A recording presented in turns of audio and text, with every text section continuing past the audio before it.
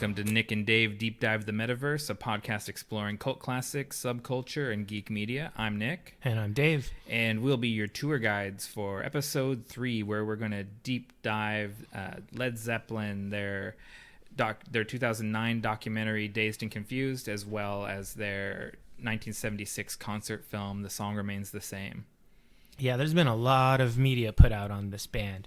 Their entire novels, or documentaries, books. I don't know if there's a novel, but novel-length books about them. And a lot has been said. And in 2020, we're not trying to revisit the history of Led Zeppelin. Yeah. That's kind of a path that's already been tread by many other people. But we are going to talk about our own reactions to these particular documentaries because we're both fans of the band. We're both fans of rock music. And these guys are super important as far as influences go for pretty much every band we're into. Yeah, I think we're in agreement.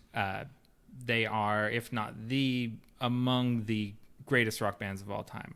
For me, they're number one. They're certainly in the top 3. I think there's a strong case for the Beatles or Queen. Yeah, I think the Beatles and Queen both are easy contenders for number one rock band of all time. But for me, it's definitely Led Zeppelin. Even though Led Zeppelin is not my favorite band, I like other bands more. But I think that has to do with mostly about what you listened to when you were a young person, right? When you're a teenager. You know, since you said that, I was going to ask this later, but I'm going to ask it now. What was your first exposure to Led Zeppelin? I mean, probably KUFO, the rock and roll station of Portland, Oregon, throughout our teenage years. Back in the day, I didn't have a podcast player, or there were no podcasts. What am I thinking? I didn't have an iPod. That's what I was thinking. And I had CDs, but sometimes in my car had no CD player, so I just listened to the radio. Just 101 was where I left it, and they played all the classic rock: Aerosmith, AC/DC, Led Zeppelin, Metallica. Well, that's not really classic rock, but they played them. And so that was where, I hear Stairway to Heaven, Kashmir, all that. And so that's mine. How about you? So I've got 2 things. One's where I first became aware of them culturally, and then the other one is actually sonically. Okay. So the very first thing is when I was in the 5th grade. My best friend had moved away while we were in the 1st grade, and he just came back. And I remember the first day he came to school, he was wearing that Led Zeppelin Hammer of the Gods t-shirt. Oh, man. And I've got a picture of it. I'll put it on our Instagram. No lie, after I watched these, I was looking online for a cool Led Zeppelin shirt. I don't have one. So you know the one I'm talking with, the kind of evil Viking guy. Oh, yeah. In the sky over like a field of Viking raiders or whatever. And I didn't know anything about Led Zeppelin or what had happened in the intervening 4 years my friend had been away. I didn't even know he was moving back. But it was sort of like a declaration of, like, this is the new me, and it seemed so metal and scary looking. Yeah, he was the cool guy. He came back awesome. He left lame, but he was just a 6-year-old when he left, and he came back a rock and roller. And that was, and then a lot of stuff rolls from there as far as he comes, gets me into playing D&D and X-Men comic books, and he really introduced a bunch of stuff to me. So that was when I first became aware of Led Zeppelin, and they didn't necessarily match the image, which was probably more Slayer in my mind than what they actually sounded like. But the other thing was the 1990 remaster box set. There used to be like a commercial that would run on TV at night. Okay. It's like Jimmy Page is back from the studio, and he's remastered 26 Led Zeppelin hits, like that thing. And they would play like clips of the 26 songs with the name running down the screen. Yeah. And then you could order this box set because it was only available for a limited time if you order now. You could still get it now. You could still get it now, and it's not very that commercial ran for like our entire teenage years. It was on TV constantly. There's no limited anything. Yeah, but I remember especially hearing the intro to Immigrant Song in that commercial, and just being like, what is this? Like, it was just mind-blowing. Like, yeah, it's crazy how good some of those songs are. Yeah. I was watching the second documentary, Song Remains the Same, and I was just thinking to myself, is this the best song ever written? I think it might be. It might be. And so I guess on this kind of wrapping up the intro to this topic is that some topics like Last Unicorn or Dune, we try to hit all the beats. We try to get every little thing. And I feel like with Last Unicorn, we really did. Yeah. Even though we failed on Dune. We're not even going to try that on Led Zeppelin. No. We're just going to say what we think and what we like. And to be honest, you should go and watch, at least watch Dazed and Confused. It's on YouTube. You can watch it for free. Costs you nothing. You can watch The Song Remains the Same for $2. Yeah. And so if you're interested in these things, at least catch the free one.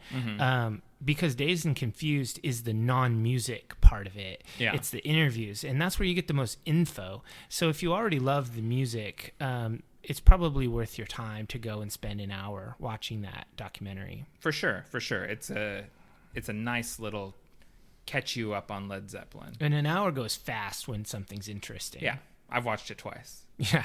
I watched it twice also, just to review my notes, make sure I wasn't missing anything.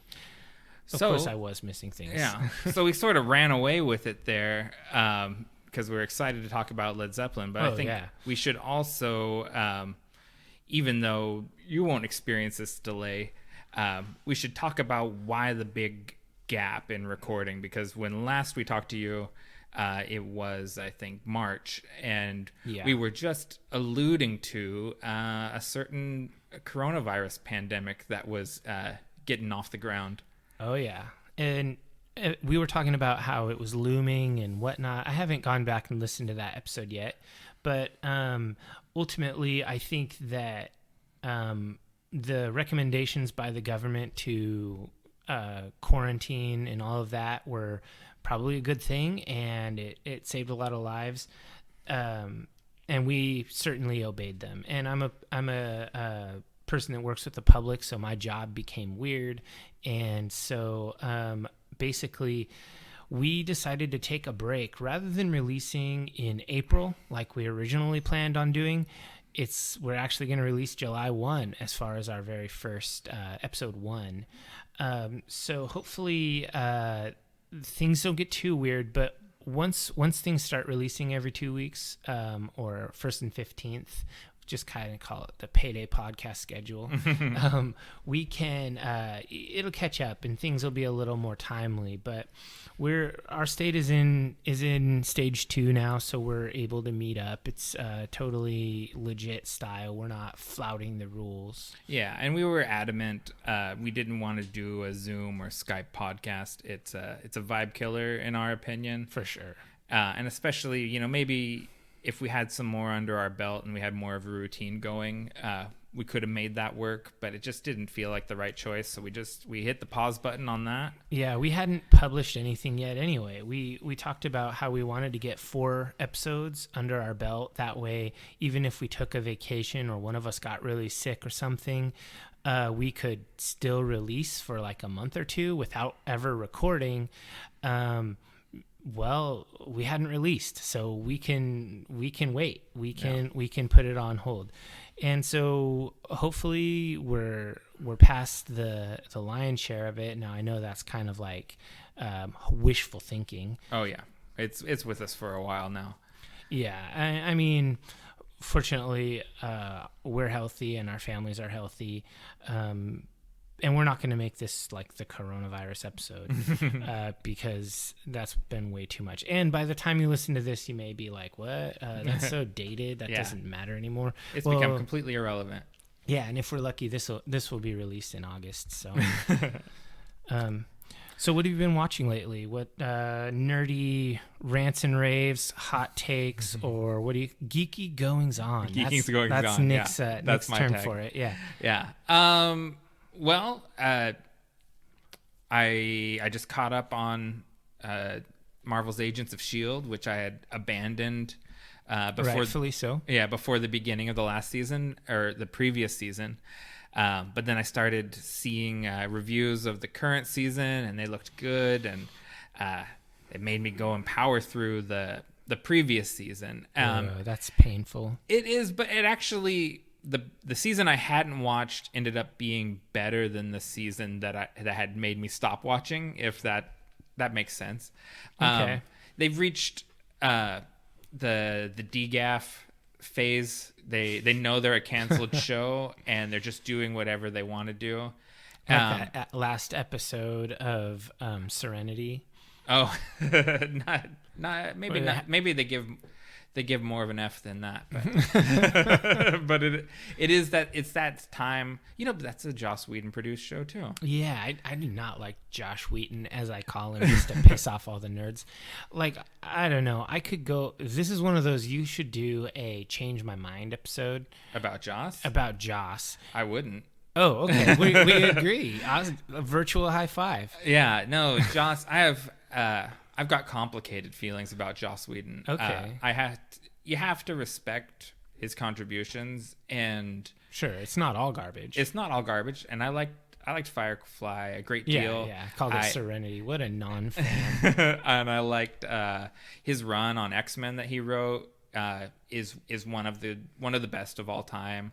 Actually, I think that's one of his strengths. He's a good writer. Yeah. I don't like what he directs. He's very good at balancing a large cast and giving everyone a distinct voice. Sure, yeah. He's not very good at making those voices distinct from one series to another. Oh yeah, everything's a Joss Whedon thing. He has the Kevin Smithism. Yeah, everyone speaks like a Joss Whedon character.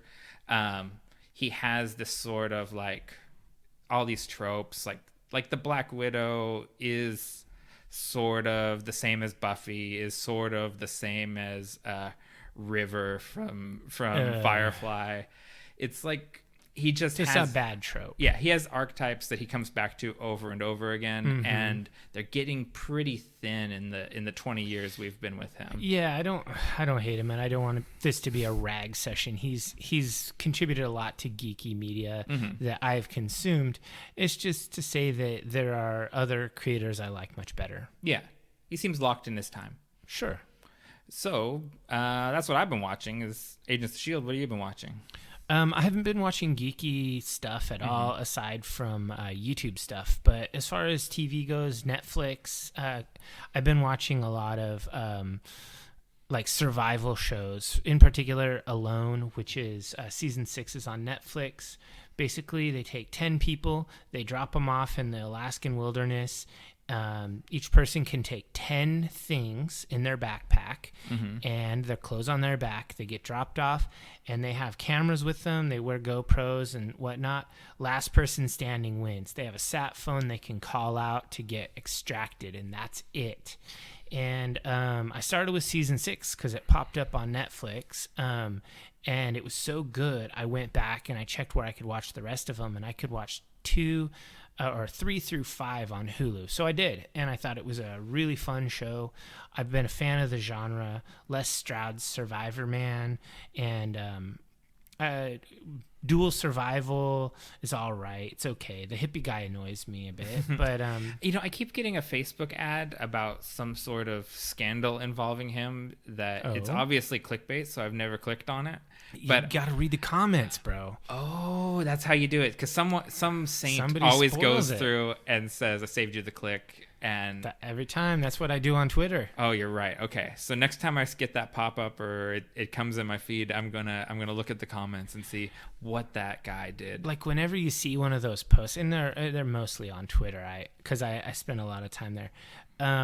There's always like it's a half scandalous picture, and you'll be like, you'll never believe what this famous actress that you like was up to. Yeah. And you're like, no way, that's like a really respect-worthy person. And then you like check the comments, and they're like, saved you the click, bro.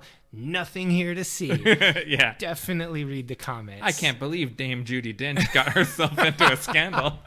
Yeah, not gonna happen.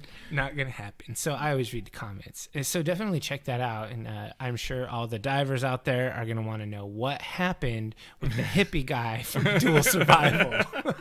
Let us know so we don't have to click on that. Could you actually just comment on this wherever? I mean, we're gonna post these all up on YouTube, so maybe or just add us on Twitter. That'd be great. Yeah, that works. I didn't realize your Survivor show, which we shouldn't call it that because that's a different show.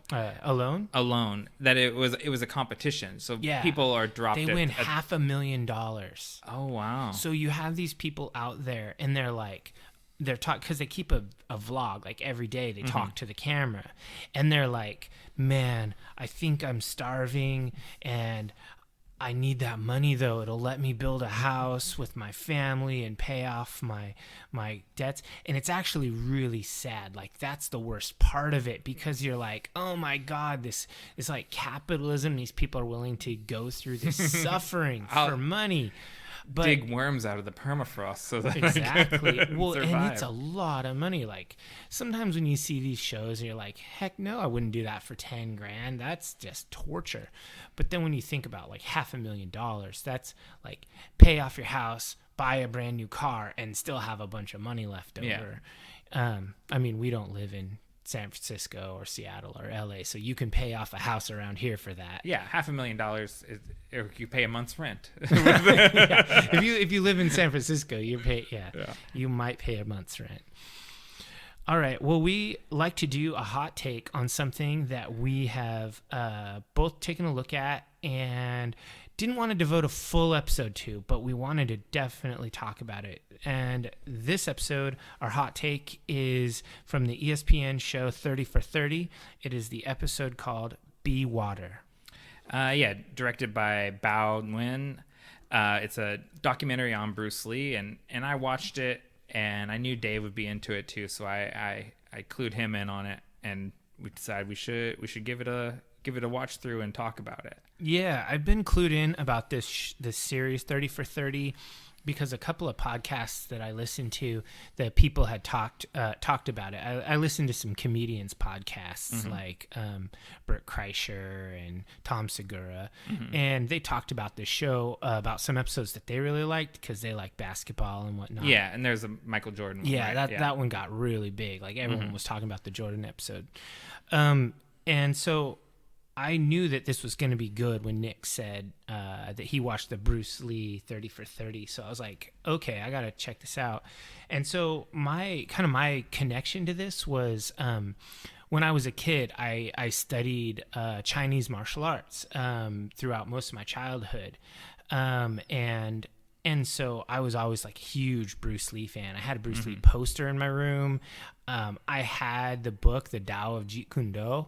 I've read it several times. I'm not trying to say I'm some martial arts dude or whatever, but I'm a fan for sure. I've seen all the movies. My dad was a fan. He brought me up kind of steeped in kung fu theater movies. Yeah, and I've been a fan of Bruce Lee really since it actually ties in really well time-wise with the Led Zeppelin stuff. It's like since early teens I saw Enter the Dragon, and it was a fairly mind-blowing movie to me. And then there was a biopic about him called Dragon: The Bruce Lee Story. Yeah, the Bruce Lee story. That was starring really good. Jason Scott Lee, which I really liked also. But that did have the negative effect of I had a really mythologized version of the Bruce Lee story in my head. Oh yeah, for sure. Dragon was not extremely accurate. Yeah, and so this movie, I found it really valuable because it kind of took some of the mythology out of it and got into the real story. Like for instance, I didn't know much about the Seattle time period of his life, and I didn't know about his child acting in Hong Kong. Really. Oh yeah. So those were all kind of new information to me. Yeah, I knew about his life in Seattle, but I didn't know much about Bruce Lee's family, his the history of theater. Yeah, that was a new one for me too. In that, I mean, I knew I think I could have probably picked out that he was born in San Francisco or he was born in America, because one of the famous quotes from Bruce Lee was when he was facing some racism, someone said, "Go home, go back to where you're from," and he said, "I'm an American. I'm from here." And that was a very strong thing in my mind, and I always remembered about Bruce Lee. Like, everyone thinks of him as like a Chinese hero, but yeah, his family's from China, and he grew up like 10 or 12 years in China, but he's an American. He's part, he was born here and he returned here. Yeah. And that's one of those things. The politics of the movie felt extremely relevant to current times. Disappointingly, we are still dealing with the same prejudices and discrimination that he was dealing with in the 1960s in America. Oh, listening to the interview footage with his wife and then with Bruce himself, where he talks about dealing with the racism, the institutional barriers that he faced, and he didn't call them that. He didn't. They didn't really have the same vocab for what they were facing. But it was exactly what's still going on. You could have lifted those quotes and applied them to 2020. Yeah, which is unfortunate. Yeah, sad. And it's #sad. something they go back to a lot in the movie, to this early screen test he did for Warner Brothers before they officially cast him as Kato in the Green Hornet. Oh, where he does the kung fu moves and stuff. Yeah. And he's just made for the camera. I mean, he grew up in front of the camera, like, from his childhood, and he is so good and so charismatic. The weird thing about those it's like black and white footage, and he's wearing a suit. For me, watching it is like, he's so charismatic. He's just oozing personality and likability. And then when they actually bring the guy to stand there and he demonstrates like the moves, like those strikes and stuff, he moves so fast you can't even see it almost. Yeah. Like, the film technology is not fast enough to capture Bruce Lee. And then he goes back to smiling and talking, and you're like, holy crap, this guy's something else. Yeah, he was really amazing. And it took him a long time to get his career off the ground. And it's not a spoiler to say he died before Enter the Dragon even was released. And he never saw the full result of his career. Yeah, that was really one of the saddest parts of the documentary, is that he died when he was 32, and Enter the Dragon, I think it was 32, early 30s. Yeah. And Enter the Dragon hadn't come out yet, and then they released it shortly after his death, and it was huge. It blew up. And it was that was so sad, considering we're both older than Bruce Lee was when he died. And he never saw the height of what his career could have been. Yeah. And then, I mean, it's not part of that movie, but then Brandon Lee similarly died before his biggest movie came out. Yeah, and that, as a young guy and as a spooky kid who loved The Crow, and I went as the Crow for Halloween more than once, it was so crazy that the same thing happened. Like, his son died before his biggest movie ever came out. But talking about this particular episode, I guess the things that really stuck with me were the parts where he was just being himself, and then when his wife and daughter were talking about Bruce, like, as a person, not as this larger than life movie star. Yeah, the technique they use with the voiceovers of his early students and his friends, and they don't show their face. They're showing old footage while they're speaking, and they're talking about those times. You don't see them till the end of the film. Yeah. And I found that really effective. It really it puts you in mind of that time instead of now. So I thought it was a really good way to handle it. Yeah, I think that it was extremely well done. The 30 for 30 series seems amazing. This is the only episode I've watched, and I probably am going to check out some more. It makes me really want to watch more Bruce Lee movies. Like, I'm not sure, but I'm thinking the Golden Harvest era is something we have to do. Big Boss, Fist of Fury, really, Oh, I really yeah. want to watch that one. Game of Death. Game of Death, yeah. And then what's the other one of that? Enter the Dragon? No, The Way of the Dragon. The Way of the Dragon. And then Gotcha. Enter the Dragon is American produced, or it's co-produced with Warner Brothers. Okay, yeah. Those 5 movies we definitely need to dig into. Yeah, we should definitely do an episode on that. If you are listening to this, go ahead and add us on Twitter, Instagram, or whatever if you want us to do Bruce Lee movies. Fist of Fury, not to do it too big of a tangent, it seems inspired by his mentor, Yip Man, which I didn't realize that until they started showing clips from it. And of course, there's a series of films about Yip Man starring Donnie Yen. I haven't actually watched those, but they're on my radar for things I want to watch. Really good. Those are really good movies. You've already seen them? Mm-hmm. Okay. Oh, I've seen the first one, and then I've seen like kind of a way late sequel, but I haven't seen 2, 3, and 4 that happen in between. Oh, okay. You have any final thoughts on Be Water? Final thoughts on Be Water. I hope you guys watch it, and I hope you dig into some of Bruce Lee's philosophy. I think he was, wise beyond his years, and there's a lot to learn from reading his wisdom. Yeah, for sure. He's known as a hotshot martial artist, and he's an amazing actor. But his writings, the things that he actually thought, and the things that he said, he was a really deep, thoughtful man, and I definitely recommend checking that out. Even if you're not sure how much you'll enjoy something like the Tao of Jeet Kune Do, it's worth checking out. Well, I think that's a wrap on our hot take of Be Water, and it's time to get into our podcast fuel before we take a break and get to the bulk of the podcast. All right, so what have we got here?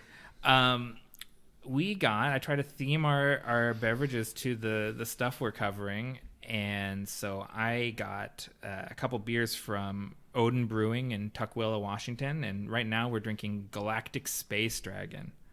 And this is pretty good. This is an IPA, and I just opened it. Nick did all the research on the beers as per usual, but I just cracked it, took a drink, and I was like, all right, this is good. Yeah, I haven't had a ton from Odin. They're on my radar because we're Viking history nerds. So I wanted to get into it, and I got Galactic Space Dragon. I also got their Asgard IPA, which we'll get into next. They're both 6.5 ABV American IPAs, almost the same IBU or ABV, sorry, and almost the same IBU, 68 on this Galactic Space Dragon. It's hoppy, tropical, juicy, nice summertime beer. It's hot here in the pod cave, and these are helping us. Yeah, and this can is really, really cool. It's got a dragon on it. It's called Galactic Space Dragon, but it looks like Smog. That's what I thought too. It's very much got a Smog vibe, but he's flying through space. Like there's planets and you see Saturn and stars and all this stuff. So anyway, cool can, good beer, cool name for a brewing company. I like their logo. It's got kind of a dragon head. Like a Viking ship mast. Yeah, mast, like a prow. The ram prow. I'm into this. I'm gonna give Odin Brewing my business. Do they have a tap room? We could drive to Tukwila. I bet they do. That might be worth it. We'll give it a shot. Yeah, we'll have to road trip to Tukwila one of these days. It's not that far. Before we break, I want to. This is from their website, their own words. Raise your pint, toast your enemies, and prepare yourself for an olfactory assault. All right, yeah, it definitely has a nice smell. Cool. All right, well, I guess that's a wrap on our intro and our hot take, as well as our podcast fuel. We'll take a little break and then come back for Led Zeppelin.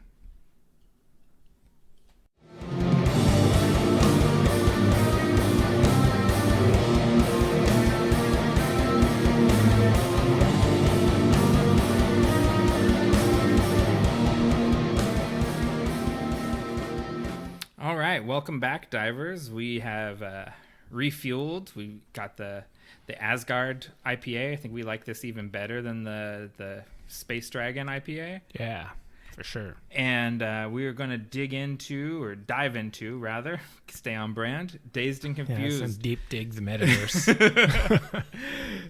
Dazed and Confused, the 2009 documentary directed by Sonia Anderson.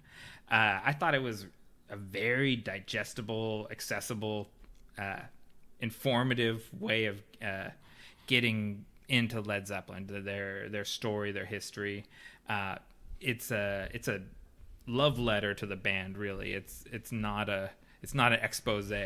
Yeah. It's very safe and clean. It's a celebration, not a dissection.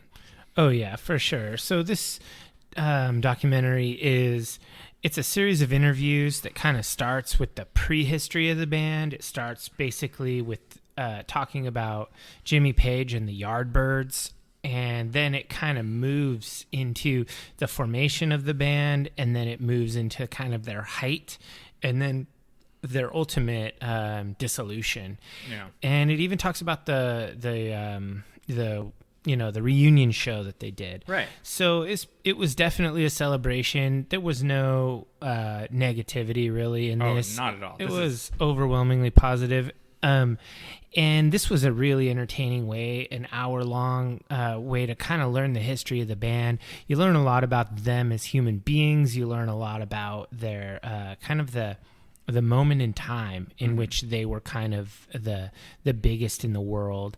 And I do want to stress that even though there are lots of discussions of scandals and negative things about these guys, that was not the focus of this documentary. Not at all. And thus, our focus is the documentary. We're not actually going to get into the scandals around these guys, but we don't want to say that they don't exist or that you should whitewash the history and say that it was all peaches and cream. There was some bad shit that went down, and if that's if you're interested in that, definitely look into it. It's not secret. Yeah, and we kind of hemmed and hawed about that a little bit. Do we want to digress into some of the less savory parts of the Led Zeppelin legacy? And ultimately, we want to acknowledge it and not erase that stuff, but also we don't want to dig into it because it's not part of the film. Well, yeah. So I guess what that goes to, with that discussion, is that where do you draw the line of what is the scope of this podcast? If we're going to expand beyond the documentaries and look at scandals, do we expand beyond the documentary and look at other things, non-scandals? And then where do you stop?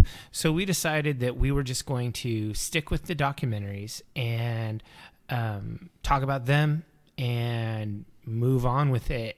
But I definitely wanted to put that out there to say that you need to do your own investigations, you need to do your own research, and find out more. So the movie starts out with a voiceover of a young James Page, and he's being interviewed by a talk show host about his skiffle band. And I was wondering, did you know anything about skiffle? No, I didn't know anything about skiffle. Did you look into it? I didn't look that much into it. I did a lot of looking into Led Zeppelin merchandise. Wow. Okay. Because this is one of those spaces where Dave and I differ. I'm a fan of rockabilly music and rhythm and blues. Yeah, and some of these older music forms that Dave doesn't really like. So skiffle was already on my radar. Oh, sure. And that's where a lot of the early British rock musicians get their start. And it's a sort of you'd call it Americana music now. Okay. It's probably what you call it. It's a blues and folk sort of sped up a little bit. But it's almost like American hillbilly music through a sort of British working class sensibility. Interesting. Because that's sort of how I felt about some of the Yardbirds music when I was listening to that, was that it's not really my jam because it's very blues based. Like there's a lot of like 145 blues. Yeah. There's like a lot of I mean, it's all influenced, and they wear it on their sleeve and they acknowledge it openly. But it's all about the American black Southern experience through a British lens. Yeah. So the Yardbirds definitely are what they called R&B, which was, actually R&B, as opposed to, we're, sort of. Well, the terms evolve. Yeah, we were teens in the 90s where R&B was like Keith Sweat. And didn't have much to do. Oh, yeah, it was No Diggity. Yeah, it didn't have much to do with Little Richard or... Oh, no, but we did see Little Richard. Yeah, and Little Richard said, there never was such a thing as rock and roll. Rhythm and blues had a baby and somebody named it rock and roll, which that doesn't quite make sense, but he said it. Yeah, he did say it. He said a lot of things. He talked really fast. Yeah. But rip R.I.P. Little Richard. Yeah, he was quite the showman. Even when we saw him when he was pretty old. Oh yeah. Not to get too much into a digression, but especially now that he's passed, I'm just really glad we got a chance to see Little Richard play because he was phenomenal. Yeah, whenever I see the passing of a legend and I never got to see him, I always regret that heavily. Mm-hmm. And so when I saw that Little Richard passed, it made me think back to that moment in time, and it made me think of my life at that time and that performance and all of that, and it was really great.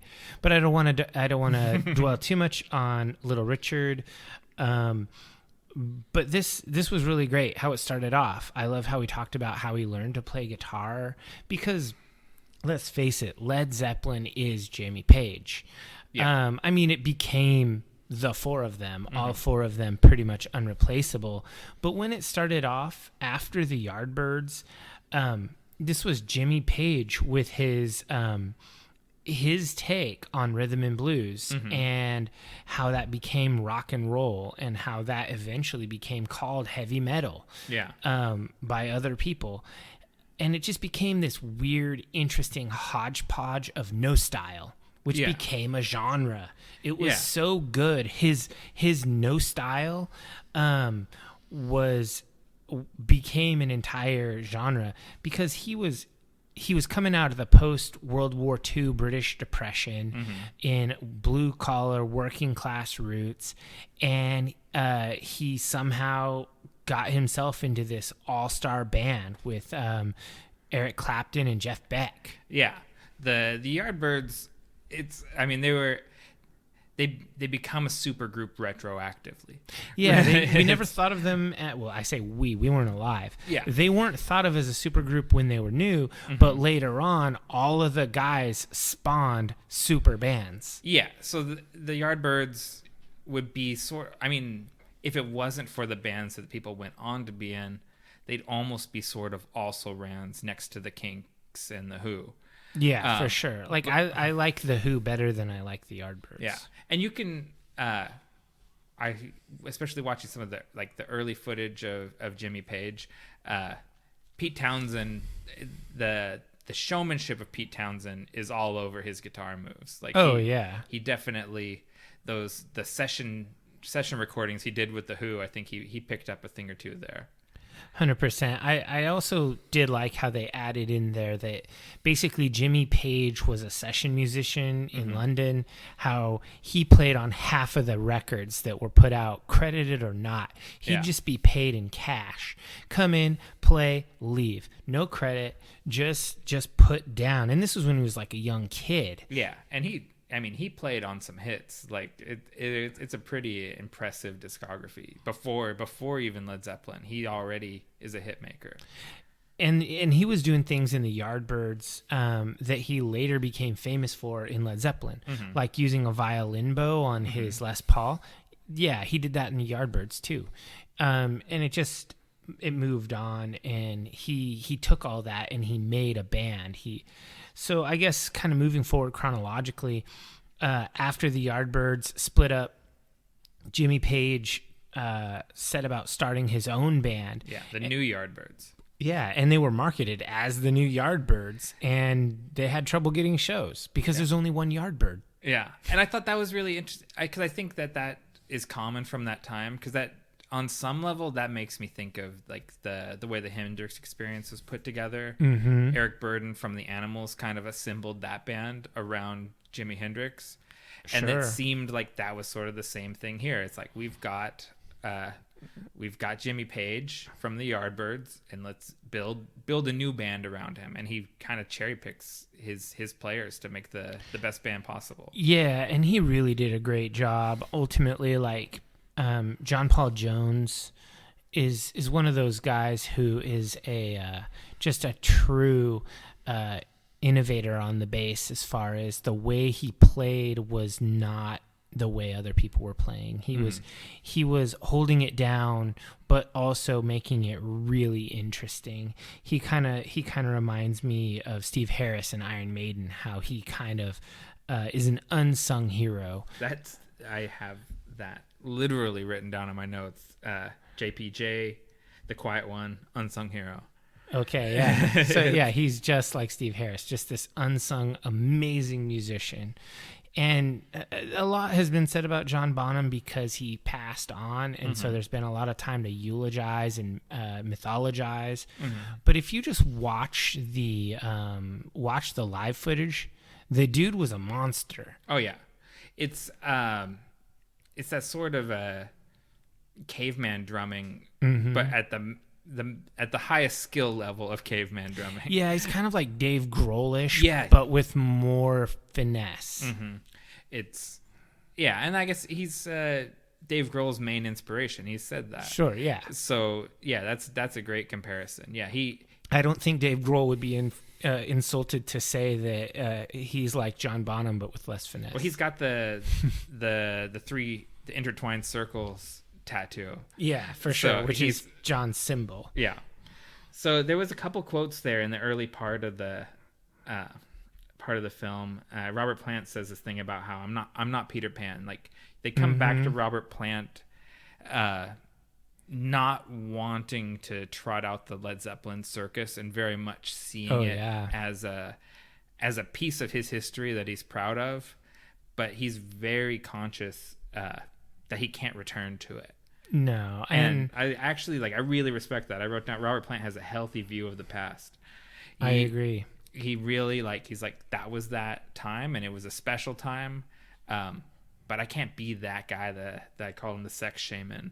Like he can't do that in his 70s. It just would be unseemly. Yeah, he was kind of like that prototype. Like I don't know if prototype's the right word, but he was one of those early icons of like male rock star, sexual charged, the whole deal, kind of Mick Jagger-ish mojo. But he combined it with the voice that was just unparalleled from his time. 4-octave range. It's insane. The other bands that were the Led Zeppelin kind of colleagues of the time, none of their vocalists could touch him.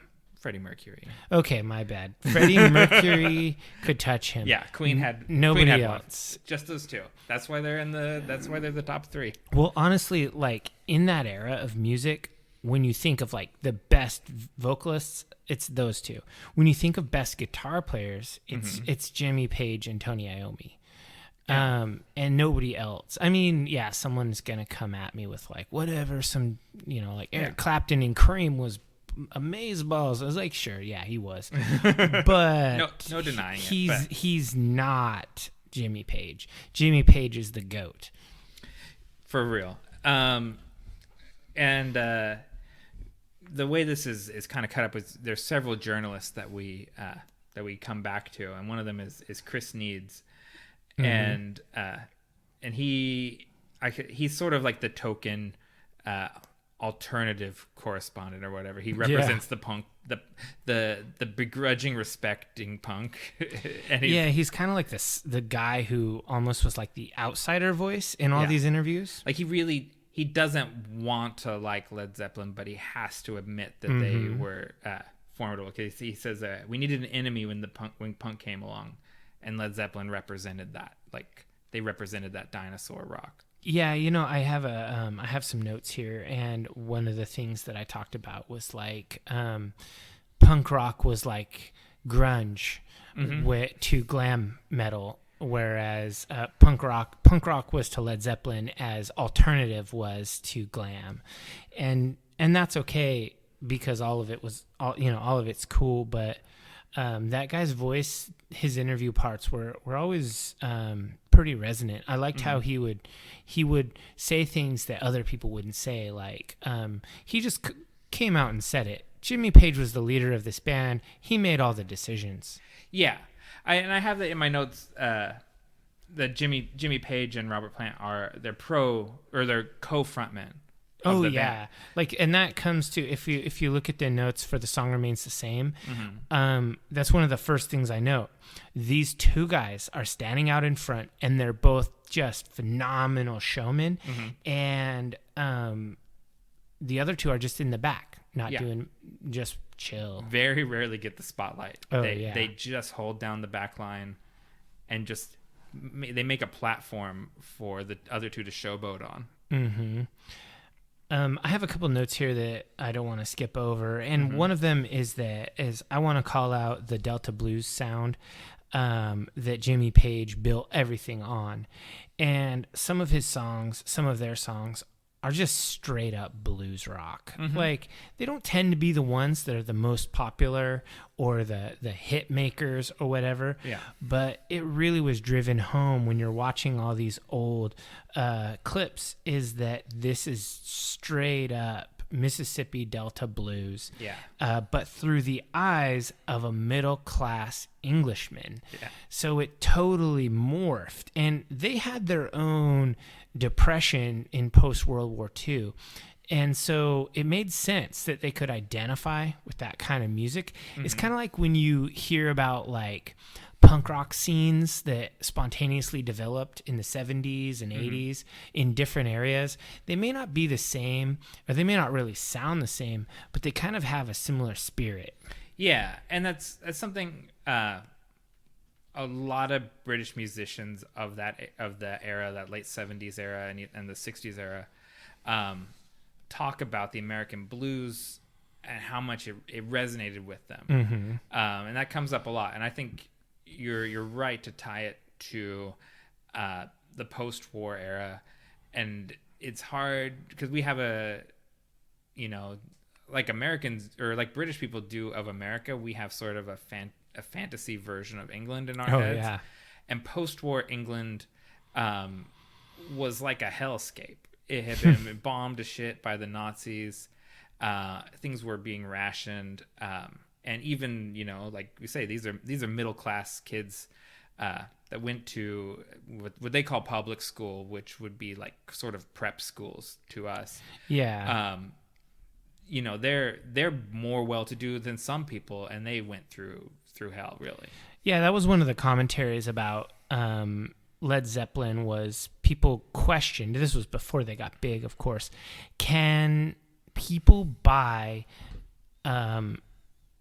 Robert Plant crooning about these things when he's a young, handsome, middle-class white kid? Will it sell?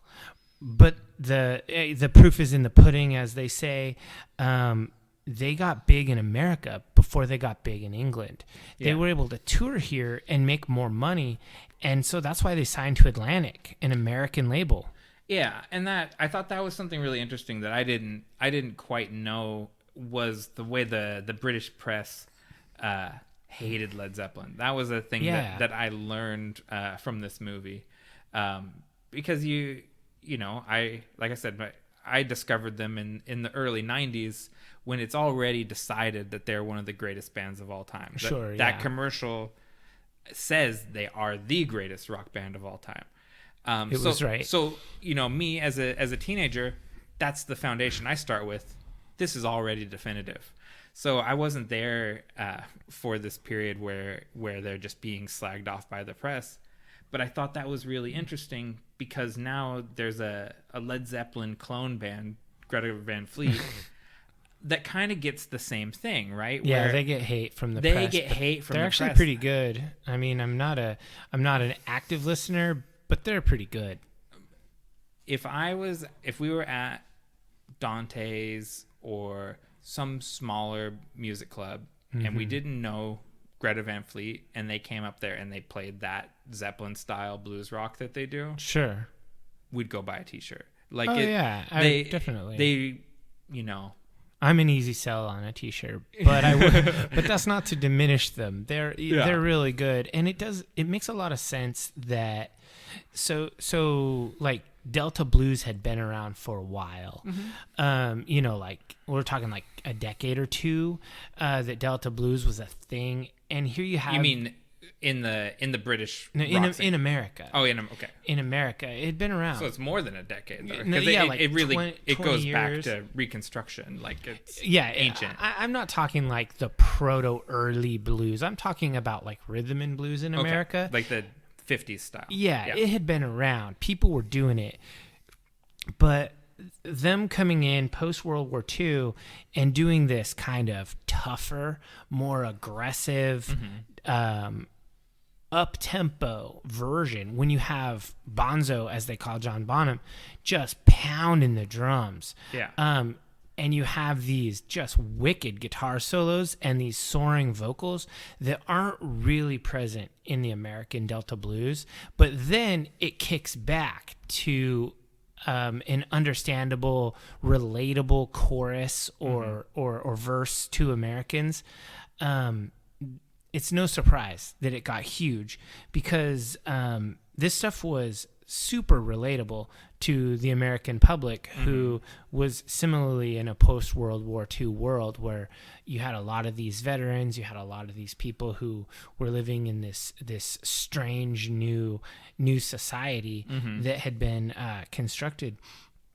And then one of the interesting things about Led Zeppelin touring the world was that they would do these crazy improvisations and variations of their music at every single show. And that's that blues and jazz tradition to just go out there and jam. And there were bands like Cream and the Stones that did that too, coming from the same blues roots. Not coming from, but emulating. Yeah, you're right. You're right. Yeah, they were emulating and saying that they come from them. What I mean is, I mean like spiritually and stylistically and inspired by. That's like saying that Metallica comes from, like early proto heavy metal rock bands. And even though they are just like California kids. Yeah, and that's that makes me think another thing. To go back to Little Richard just slightly, he definitely felt like all these bands were his children, and he treated them like that. Oh, yeah. Like he would talk about Keith Richards and Mick Jagger sleeping on the floor of his house. So nowadays we're very sensitive to these ideas about appropriation and things like that. The original artists, not as much as we are now. They, for one, they like the royalty checks that they got when 100%. someone covered their songs, and for two, they thought these British kids can play. Yeah, appropriation is a more modern concept, and so when you're talking about historical versions of appropriation, sometimes it was pretty malicious. Like I'm not super a fan of Elvis Presley's appropriation the way he did it, because he would just verbatim do songs and not credit the original artist. But on the other hand, with someone like the Stones or Cream or Led Zeppelin, they weren't normally doing those songs straight up. They were heavily inspired by, and they would do their own songs, and they wore their influences on their sleeve. And there are period interviews with Jimmy Page and Clapton where they talk about their blues heroes. Yeah. This wasn't a secret. They weren't stealing music. It's a big difference. And so I don't want to say that these guys weren't appropriating, but I definitely want to say it's not the same as we think about a Coachella girl with an Indian headdress. That's not the same thing. Yeah, it isn't. And before we get too far, we've skipped over the fifth member of Led Zeppelin, their manager Peter Grant. Yes. And so this is a guy, he's all through this movie, and he actually features heavily in The Song Remains the Same also. And I was fairly unaware of him before. Me too. So, and he comes up in my notes a few times, that Peter Grant as a gangster is one of the things. 100% total gangster. And I thought the thing I thought was really funny was they say he affects a Cockney accent when he's dealing when with he's mad, right? Yeah, and they call it verbal violence. Mm-hmm. And I've heard that the Cockney accent described like that way before, and it is something that he talks about, that he can intimidate Americans. He goes into a Cockney and just starts bullying them, and they shut down. Yeah. And you see it in clips, like when he's bullying that venue manager at Madison Square Garden. That's insane. Yeah, and that guy just doesn't know what to do with the big British bulldog getting in his face. It just he can't deal with it. Yeah, that guy. It was really interesting because part of me thought that he was taking advantage of his position as the manager of Led Zeppelin. But on the other hand, he kind of lived his life shepherding these dudes, and he seemed to be fairly much always in their corner. Yeah, I got that impression too. It's not so much like one of these people that you look back on, like a Joe Jackson and the Jackson 5, where you feel like he's exploiting his kids. Peter Grant, he's definitely enjoying the perks of being part of the rock and roll circus. But he is doing his best for the band. And I could say, like, as somebody, not to put on a talent level anywhere around them, but when you have certain people with a artistic or creative mindset, they appreciate someone to manage their finances for them, and the stuff that your brain just doesn't care about because you're busy, you're wanting to create and you're wanting to do things that stimulate you. That was one of the things that he said. Like he said in an interview, he said that he told Jimmy Page, he said, "You only worry about music. I'll do everything else." Yeah, because that's where his talent was. Sure. Was extortion and and strong arming people. That's how he could be a part of this. And ultimately, if the story had played out that the members of Led Zeppelin were in the greatest rock band of all time, but turned out to be dirt poor in their 60s, we could say that Grant was a loser and a jerk. But they're millionaires, and he is too. Yeah, he somehow managed their finances very well. He did a good job. Yeah. And I wanted to hate him when I started off, but by the end of it, I was like, wow, he's like these guys' big brother. Yeah, he took care of them. Yeah. So, yeah, Peter Grant is a gangster. He'll come up again. Yeah. And I have a bullet here that I think it's super important for my own musical influences, because I'm a musician. I play in a metal band, and I have played in metal bands and stuff since I was a teenager. But so I guess I say that because of the context, because I share this sensibility. They don't release singles. They only release albums. They don't believe that music should be chopped up. They think that everything should be listened front to back, and they put it in that order for a reason. Mm-hmm. And that the British media hated them because they were doing it wrong, I say, with air quotes. Mm-hmm. They weren't doing it the British media way. Now, I love that because it's super punk rock to do whatever you want to do. Yeah. But also, I love albums. I remember when we were teenagers, like, I don't know, I was 18 or 19, and we were talking about singles and albums. Mm-hmm. And I remember because when you're a kid, you're always really adamant about everything, right? Like, right. At least I was. I was always like, I listen to albums. I listen to the whole album. I don't make mixtapes. You were the first person that ever made a mixtape that I listened to. Mm-hmm. But I always, and Nick's good at making mixtapes. I'll put that out there. I'm not that good at it, but I like albums front to back. Like if you listen to something like Opeth, like Blackwater Park, you need to listen to it in order. Mm-hmm. Don't pull one track. Listen to the whole thing. And I think, like, for Led Zeppelin, they were right to make that call. And I love Led Zeppelin 4. Yeah. Front to back, it's a masterpiece. It's one of the greatest albums of all time. And all of the albums are great, but I think that chopping them up would have been a huge disservice. I think especially early on, that establishes that brand. Like, this is how we do things. I think later you can pull singles out if you need to as a record label or as a radio station. But in those early days, doing that, we don't do singles, really did kind of cement their legend or their mythology that they were building. It's a very considered band. They thought of their image quite a bit, maybe too much as we get towards later in the band. Yeah, I feel like these guys were really artists. They weren't, I don't know, maybe I shouldn't be such an elitist, but sometimes I feel like some things are really manufactured. Mm-hmm. They don't feel manufactured to me. They feel extremely self-made and extremely thoughtful about it. That's interesting, yeah, because there's a distinction to be made there between something that's manufactured and something that's considered.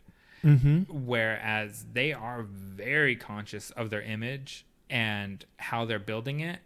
But it's what would make it manufactured, like what makes that different than, say, like a boy band, which, because you could make a comparison to some of these bands and boy bands where you have characters, sure, and stories and stuff like that. Well, it's driven by the band, though. It's not driven by a manager who's telling the story and they're hiring players in it. This is really these four guys each telling their story. Yeah, it's super authentic. It kind of reminds me of like Nirvana, how Kurt Cobain and the band, basically they put out albums and they did it the way they wanted to do. And they and I said that sounded very British because that's how they say it on there. It's like how and anyway, I've been watching a lot of Twitch streams from this British broadcaster, and they say things slightly differently than we do. Yeah. And then I watched these two documentaries. Anyway, it's kind of like Nirvana, how they considered their image, they considered the way things looked and whatnot, but ultimately it wasn't manufactured because it didn't come from an external source. Yeah, that's that perfect. That's the word I'm looking for. The external source. There's not someone else that's telling the story and putting them into it. And I've had those conversations with my bandmates before about how like what's the intended audience for this thing, or who are we trying to sell this t-shirt to, or whatever, just little micro versions of that. And ultimately the answer has to come down to, it doesn't matter, we're doing this because this is how we want it. Yeah. And the audience will either appreciate or they won't, and that's okay. But if we like it, there will be people who like things like we do that like it. There's always people, whatever your niche is. This is the lesson of the internet. Whatever your niche is, there's other people that have been waiting for that. Like that's the niche that they are sitting in by themselves. Or like bands like Mindless Self-Indulgence. Like, sure. They do their own damn thing. They do. And you got to, I don't always love it, but you got to respect them for it. Like, exactly. I don't love it at all. But having seen them like twice, I think, I respect it. Oh, yeah. To just go out there in front of a hostile audience and just do your thing. Yeah. And just say, fuck you all. We are who we are. Yeah. And I think that ties into something I was just thinking of. There's certain bands where the members never change. The band is a team, and sure. you just mentioned Nirvana and Mindless Self-Indulgence and Led Zeppelin. All the members of that band. It's like any band like that where everyone in the band because they never change. Sure. They really are a band. It's not a dictatorship as much as maybe Jimmy Page is sort of steering the ship. Sure. It is it's the sum of the parts. It's everybody. They're all their contributions. Yeah, I think bands that never change any members are kind of like the unicorns, you know, like, because even really great bands occasionally would have somebody shift, like Metallica. Yeah. You know, the greatest heavy metal band of all time. And like Nirvana had other drummers before Dave Grohl. Sure. But when they locked into that lineup, those three guys, that becomes the unit. That's the magic unit that made the magic. And Led Zeppelin just lucked out to have all of the members. They had the four guys right from the start. Sure. And I mean, some bands, like, I don't know, like Guns N' Roses and other bands, like, really, you could change the drummer and it's not that important. But not with Led Zeppelin. Not Led Zeppelin, yeah. And so that's a really interesting deal. So moving forward on my notes here, I have a section on kind of the whole rock star excess thing. Okay.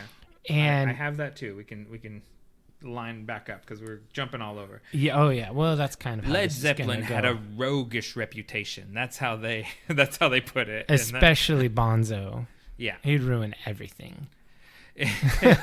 And I had to, this was a time to talk about some of the more unsavory aspects of them, but I think we already covered that.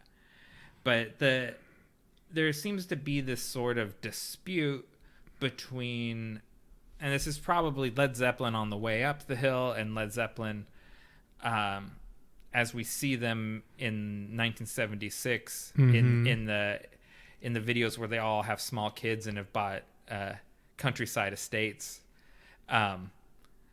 There's the party Led Zeppelin that we all hear these stories about, and then which one of our correspondents? Peter Grant. No, Peter Grant's the manager. Who's the guy that goes embedded with them on tour and says they're monk-like?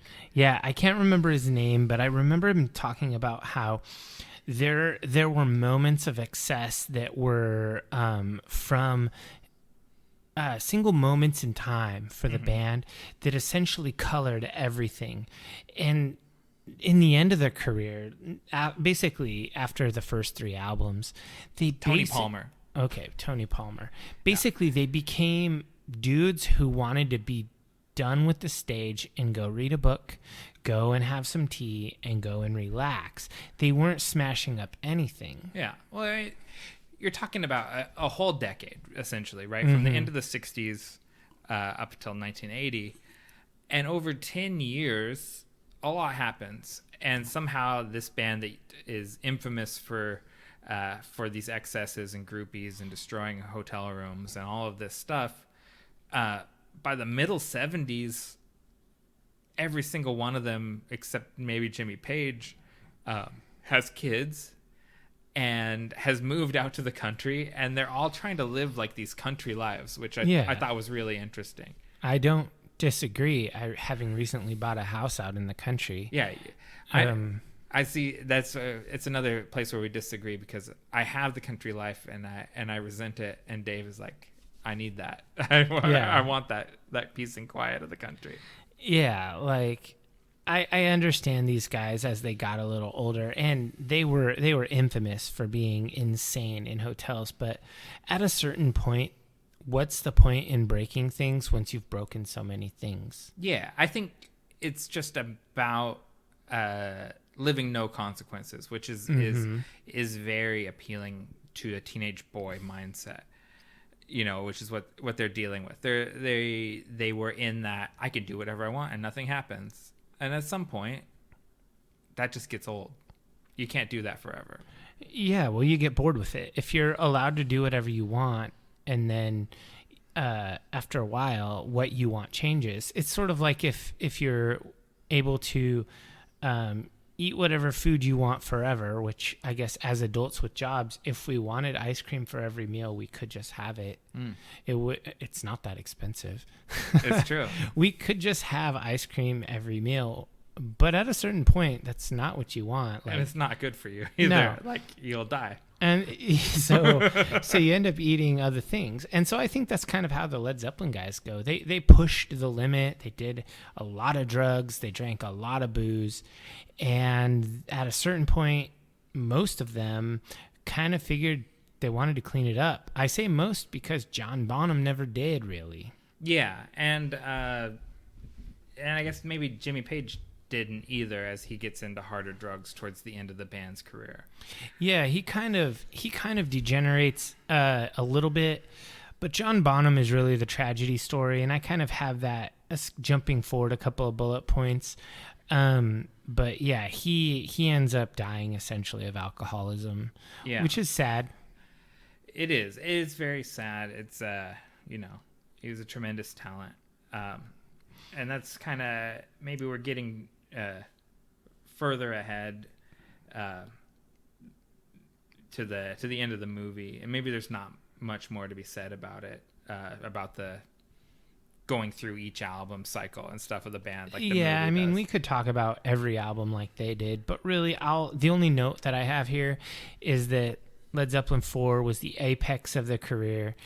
It's the Star Trek principle, the odd and even numbers. Mm-hmm. You know that the even numbered are the superior. Oh yeah, the even numbered Trek movies are amazing. Yeah, so it's the same thing. I feel that way when I've listened through the Led Zeppelin discography, and it's like 2 and 4 are just the monsters. I totally agree, and I've really tried to go back and love the other ones, but it's all in comparison, you know?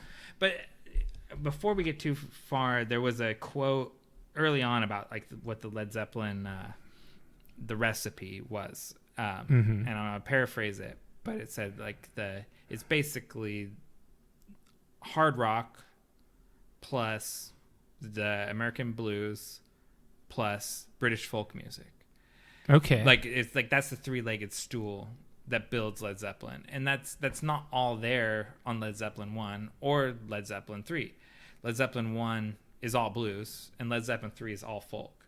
Yeah. So the two and 4, the ones that really crush it, are the ones where you have all three legs on the stool, and it's that that chemistry of those three elements together. Yeah, I agree. That really the influence where they have all of their influence on the entire album, where they shine. I love it. So that ends up being my big takeaway, because I'd never had really dissected why do 1 and 3 not resonate for me the way that 2 and 4 do. Yeah, I have never really thought of it like that, but I guess that's a really good explanation. So I have a couple more bullet points here. One of them I covered earlier, where I said punk is to classic rock what grunge is to glam. Yeah. So near the end of their career, the punk rock movement was everything. And they were kind of relics, up there crooning and swooning the ladies with their tight pants and their half shirts showing their abs. Yeah. So I, this morning, while I was refreshing on this, slight tangent, I signed up for Quello, which is for the 14-day trial, which is it's a streaming service of music documentaries and concert films. I signed up for it. Oddly specific. Yeah, I signed up for it. Yeah, I won't keep signed up for it. No, unless Quello, if you wish to sponsor us, I would love to keep watching these movies because you have a great library. If you're out there, Quello, we're in. Yeah, you're just a little expensive. But please, listeners, support Quello and tell them we sent you there. We have no affiliate links to anything. Yeah, but I saw Quello had The Song Remains the Same on it, so that's why I signed up for the 14-day free trial. Oh, you're trying to save $2. I tried, and then it wouldn't stream, and so I had to buy it from Amazon anyway.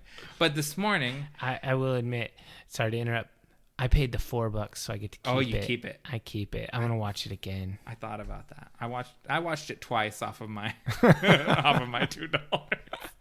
But anyways, I signed up for Quello, and I thought I wanted just to get a piece of 1970, that time period from that punk perspective. So I watched the classic albums from the late 90s, where they go through Nevermind the Bollocks, and they talk about the making of the album. And it's just the disparity between these two bands, it's just night and day. Led Zeppelin, the Pistols are very hand to mouth how they record their album and put it together. Like they don't really have any money at all, and they're getting thrown off every like record label that signs them. It never lasts. Sure. And then you look at Led Zeppelin in this same time period, the late 70s, like, and they're filming feature films. Like they made The Song Remains the Same. Yeah. And And it's just, they're so different. And if I was, 17 or 18 at that time, I would be fuck Led Zeppelin. Like, this just would not have worked for me if the Sex Pistols were there. It's just so much more visceral. Sure. I don't disagree. I feel like as a young person, it's hard to relate to something like that in the height of its career. And ultimately, I don't really relate to their earliest material, like the real rhythm and bluesy songs. Like the ones that resonate with me are the ones that are, that were described as heavy metal. Yeah. That sort of music, like Kashmir, that song's amazing. And it's hard for me. Heavy Middle Eastern vibes. Yeah. That's what they called it. That song is amazing. So I guess with punk rock came the end of that kind of era, and then very shortly after, John Bonham died. Yeah. And Bonzo dies in 1980. Robert Plant's son died a few years before that. Yeah. And Robert Plant had a bad car accident before his son dying. And it just sort of seems like the universe pulls the plug on Led Zeppelin. Yeah. I wrote here, I said it all was sort of leading toward the end. It was like everything. It was like a downward slide. They were on top of the world, and then it was like, oh, there's a new hot music genre. Oh, your son dies. You have a car accident. Your drummer dies. And it's tragic in the end, but I guess they had their moment. They had a decade. Yeah. Really. Like, it's from 68 to 78. And they were the big thing at that point. And they never lost significance as far as music goes. I think that their hits remain hits. Yeah. And this is not to glamorize death or dying young or anything like that. But when that happens, it does give a band a Trapped in Amber quality. Sure. Where they never get bad. Yeah. Led Zeppelin never really got bad. That's the upside. They never made Load. Load's all right. Reload. When you release all the tracks that didn't make it to the first album, that's when another album. Yeah. That's when you're no hate. The Hardwired is a good album. Yeah. No hate. For me, it goes Black Album, Hardwired. That's the order of the album. Over all that. Anyway, so back to this band. And then the last thing I have for Dazed and Confused is the reunion show in London. Oh, don't skip Unplugged. Oh, okay. Because I think Unplugged is really important, and I'm a little bummed out they didn't put Coverdale and Page in there. Oh, okay. Interesting. Coverdale and Page doesn't really. I don't really feel like it holds up compared to the Led Zeppelin material. No, but I don't think it does either. But I think Coverdale and Page really is the precursor to Page and Plant Unplugged. And why didn't they call John Paul Jones? I don't know. Because maybe they didn't want to have it called Led Zeppelin Unplugged. Well, Robert Plant is very protective of that Led Zeppelin legacy, more so than the other members are. Oh, yeah, for sure. He only would do one show. Yeah.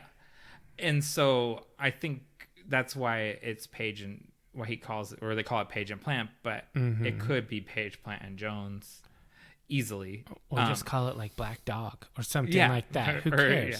Like Heaven and Hell, or one of those things. Any of that.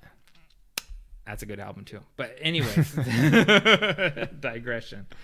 But I do think that Coverdale and Page album, or maybe it was 2 albums, I think that is sort of the thing that Jimmy Page is trying to get that synergy.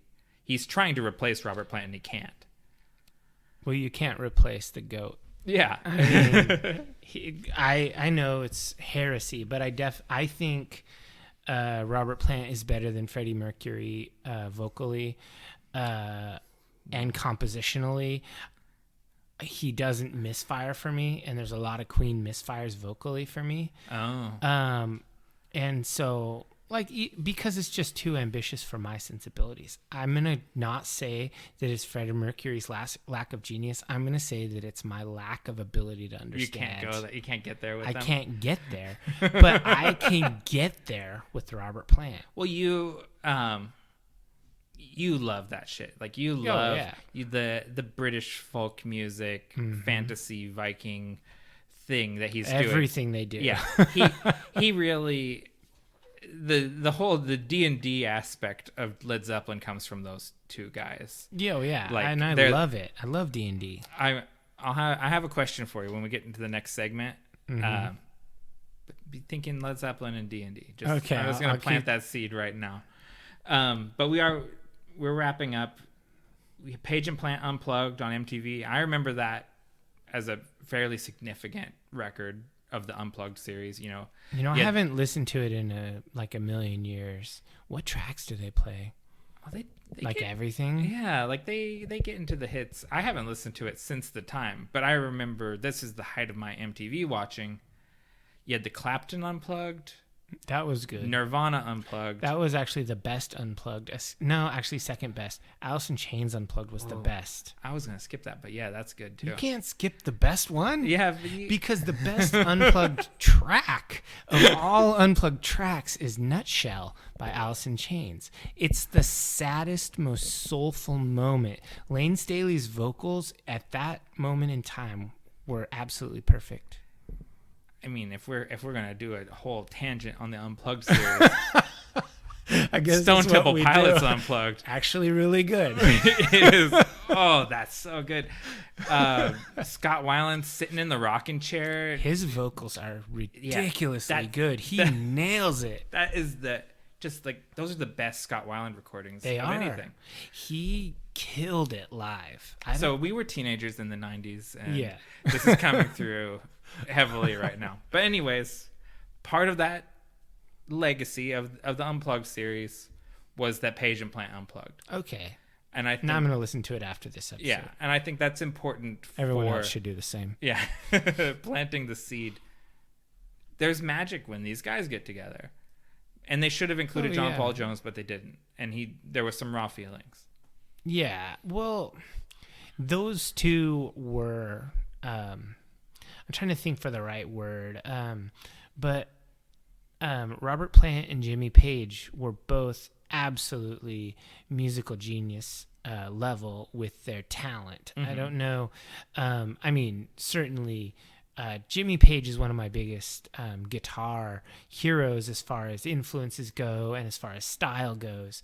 And I kind of touch on that in the next documentary because you get to see him play a lot. Yeah. And so I absolutely love when they get together because when I listen to music, I listen to the guitar. That's what I hear as a guitar player. Most people listen to vocals because they everyone's a singer. Yeah. So in the car or in the shower, we all do the vocals. We're all singers.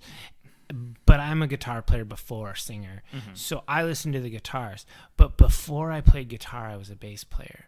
That was my first thing when I was 14 years old. A friend, shout out to Lance, taught me how to play bass. I still have that old bass, the Fender Jazz bass. Heck yeah. Shout out to Matt, who taught me how to play guitar. But I played bass, and so when I listen to John Paul Jones, that dude's a master. And so it's a tragedy that they left him off. Agreed. But 2007, not quite, or maybe just over 2 years or 10 years later, he gets the phone call, and they call Jason Bonham up. Yeah. And they do this one-off concert. And Jason Bonham's a hell of a drummer. Yeah. Who does he, for Journey? Who does he drum for? Like, he drums for a big touring band. I can't remember. That does the whole rock and roll circus thing where they go out and play the hits.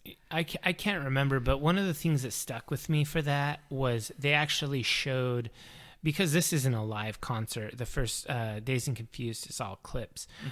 They show a picture of him, Jason Bonham, behind his dad's kit when he's about 3, playing the drums. And it just made me think, he's like, okay, this guy was literally born for this. Oh, for sure. And you see him in it's Foreigner. Foreigner is the band that he played. Journey's better than Foreigner. Yeah. And he was only with them up until Foreigner. 2008. So maybe he was hoping this Led Zeppelin reunion would take off. Well, he was in that show Supergroup. Did you ever watch that? No, I never did. Okay, so this is a slight tangent on if you can track down Supergroup from Tangent VH1. on a tangent. Yeah, Jason Bonham, Ted Nugent, Scott Ian. Okay, I like him. And Sebastian Bach. Oh, they all live in the house. Interesting. They live in a house together, real world style. Were they all hurting for money? I guess. I know Sebastian Bach was at that point.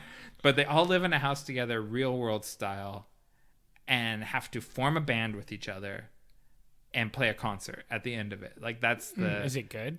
Do they have to write songs? They write a little bit of music. They play a lot of covers of the 4 bands of Anthrax. Oh, okay. Oh, and bass player. Don't forget the bass player. Evan Seinfeld from Biohazard is the bass player. Okay. That introduces an interesting element. Yeah, and it's Scott Ian and Evan Seinfeld seem like they probably could get along quite well. Everyone has a connection to like one of the other people, sort of.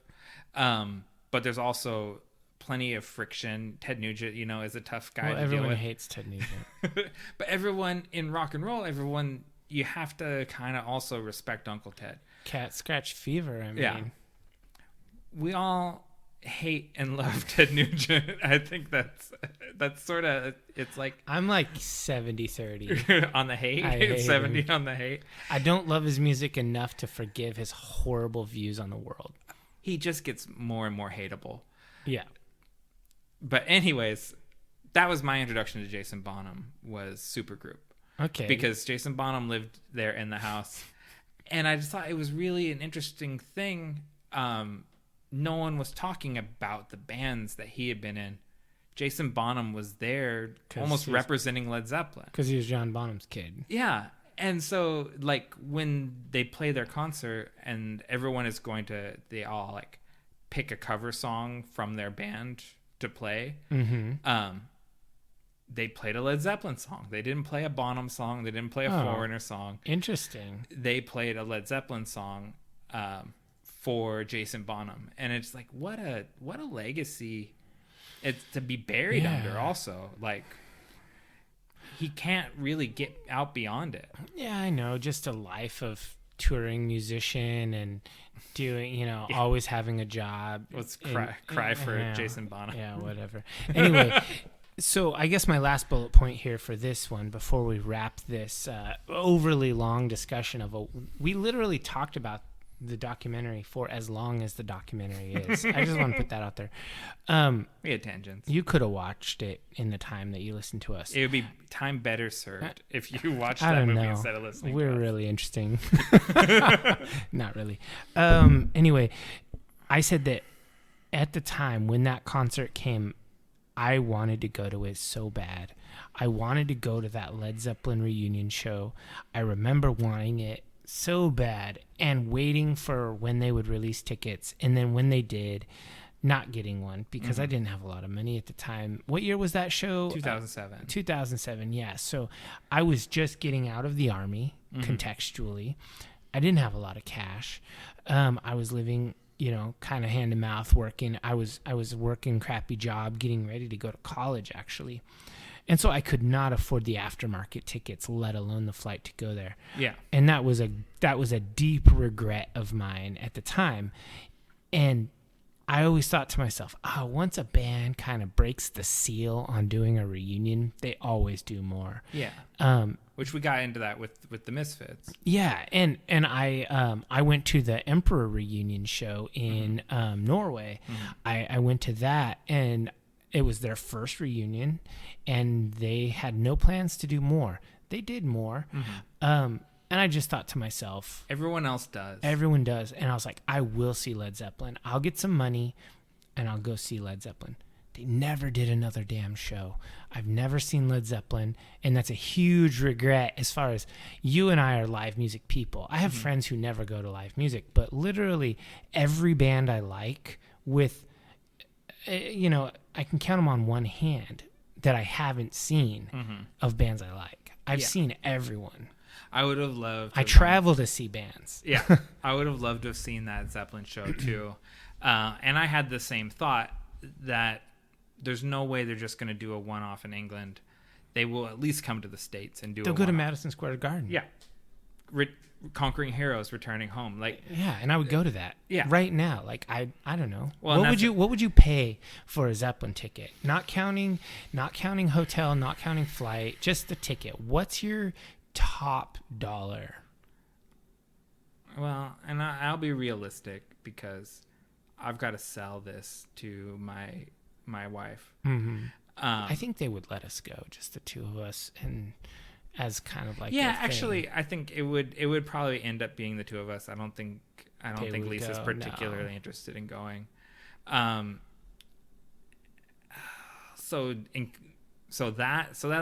let me double it, so probably $300. That's it for the ticket. That's it. Wow, I was thinking I would pay $2,000 for a ticket. Wow, so you're definitely the bigger fan. I would pay $2,000 and probably plan on spending another $1,000 in the trip.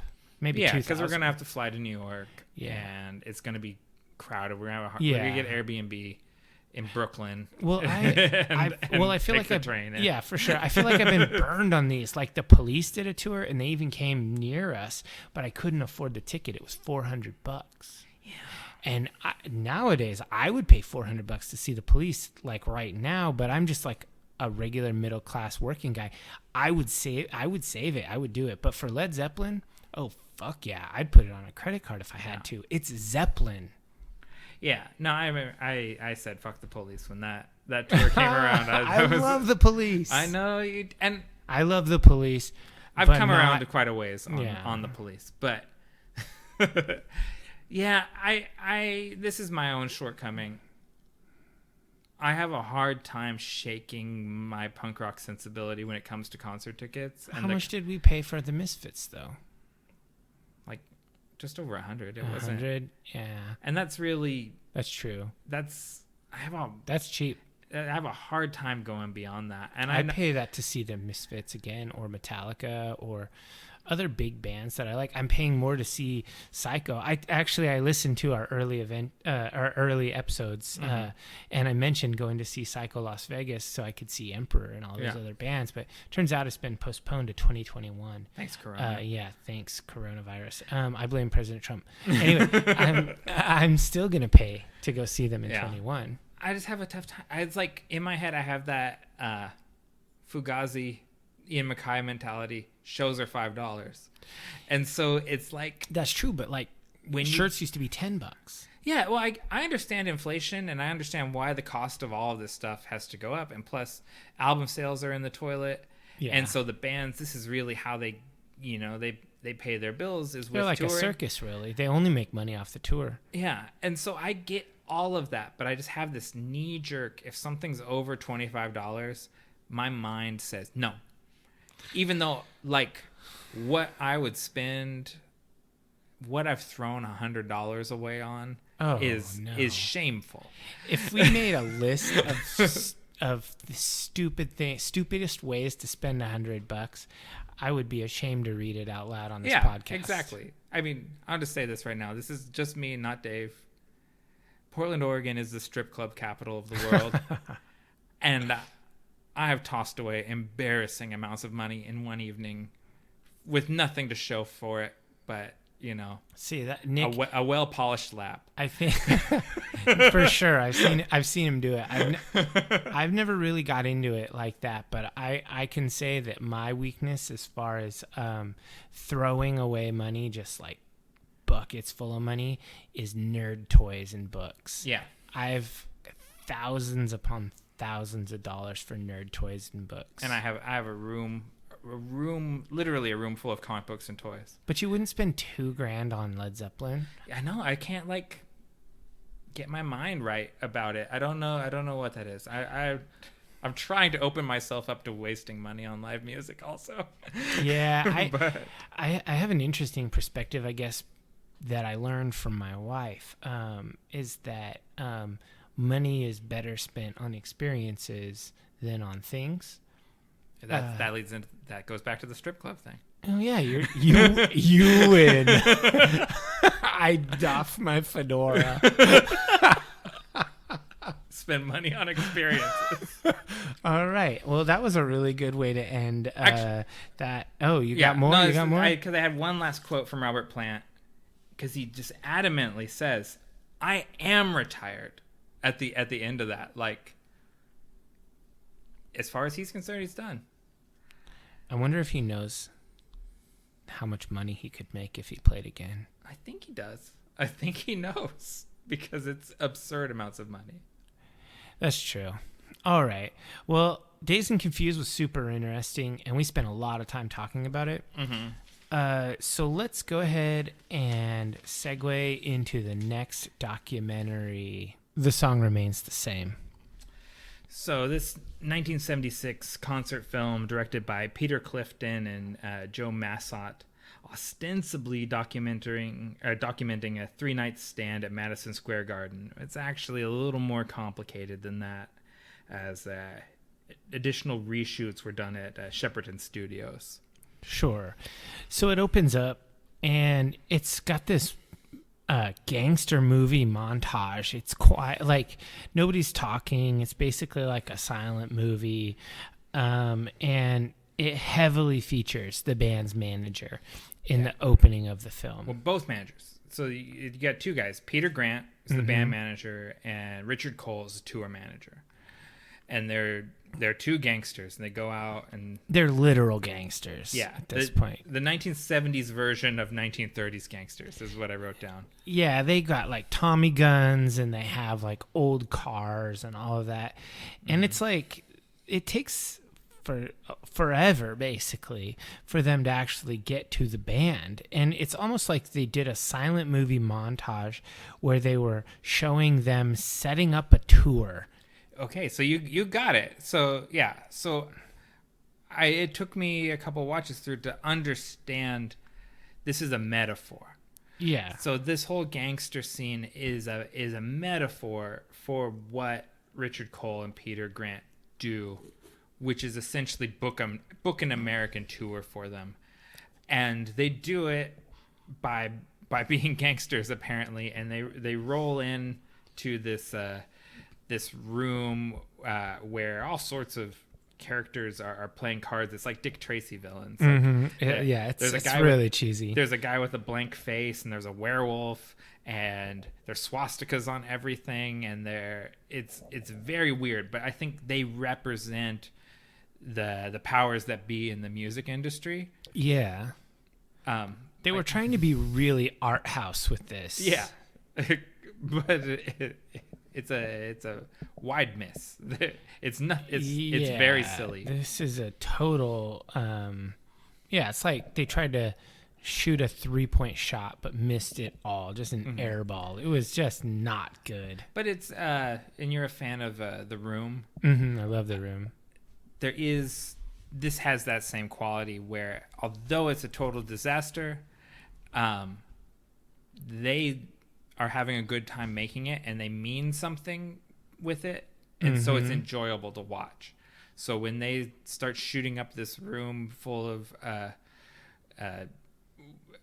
whatever powers that be caricatures, people, and one of them turns around and he's the Wolfman, I was like, okay, we're having a good time, if nothing else.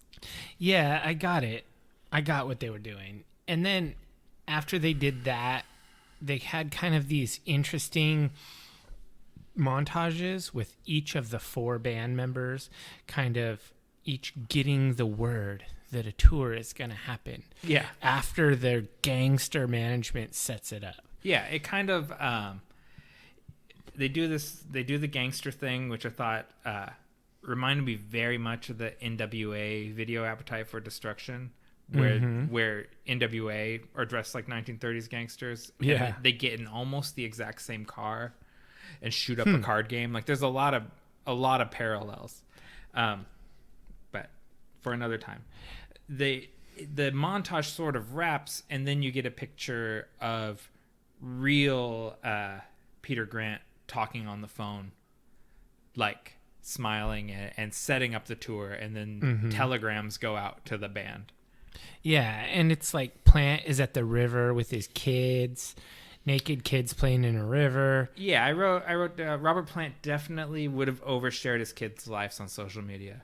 Oh, yeah, for sure. It's like, I don't know why he thought this was a good idea. And unfortunately, Robert Plant's son passed away not long after this, unexpectedly. But if he had lived to adulthood, he would be so mad about this. Oh, 100%. Yeah. Naked kids. And then Bonham is like reading the Jack and the Beanstalk. John Paul Jones. Oh, I'm sorry. John Paul Jones is reading Jack and the Beanstalk. Bonzo is tilling a field on his farm. Okay. And John Paul Jones' hair is so bad. It was like a caricature of like an Errol Flynn movie. Yes, he has a page boy haircut taken to the extreme.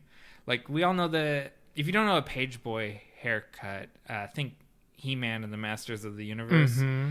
With straight bangs, and then long hair that goes over your ears, and it's ended in a bob, like at your jaw. But his is full on shoulder length, so he has the worst page boy haircut you've ever seen. It's just horrendous. It's a wig a lot of the time.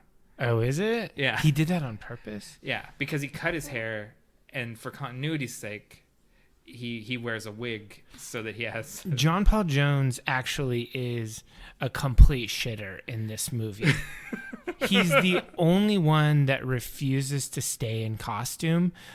He changes his clothes every show, whereas the other guys all stay the same. Anyway, I'm getting ahead of myself. Yeah, we'll get back to that. I'll have a slightly alternate take. Jimmy Page is playing the hurdy-gurdy, and he is got these weird red sci-fi eyes.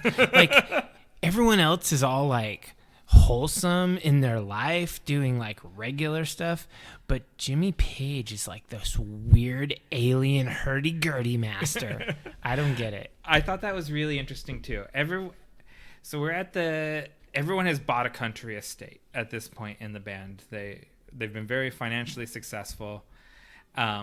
Everyone but Jimmy Page has settled down into family life, while Jimmy Page is living in Aleister Crowley's old estate. Yeah. I guess we should say with a underage girl held semi-captive there. Yeah, to be honest, I haven't read much about that whole situation, but it's well documented. Yeah. Anyways, so everyone's thing is very like, look at me living this idyllic country life. Mm-hmm. And then Jimmy Page looks dead into the camera and has demon eyes. Yeah, and it's just totally weird. And then it kind of ends up at the end with like, what is it, John Paul Jones looking down at the telegram that he's delivered or whatever, or the phone call or something, and it's like almost like the first words of the movie where he goes, "This is tomorrow." Yeah. And I'm like, oh God. I will say, so there's some montages in there with like doves flying toward Madison Square Garden. The doves comes up a few times, and there's Peter Grant driving his Bentley down the road with a lady, and I got in my notes, and this is something I got from MTV Cribs. I forget what rapper said it. Bentleys are for big dogs. And this was apparently true in the 70s as well. You drive a Bentley, You're a big dog, and Peter Grant is a big dog. That's true. But I guess what I was about to say is basically that the whole art house intro and the symbolism and all of that stuff, it was a snooze fest for me. I wasn't into it. I was like, God, I just want to see Led Zeppelin. I don't want to see this manager and these weird scenes. It's just boring. Yeah, well, I kind of like Peter Grant's gangster stuff.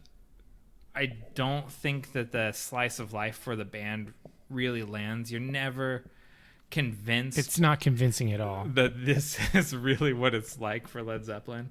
It's 8 minutes until you hear the hurdy-gurdy.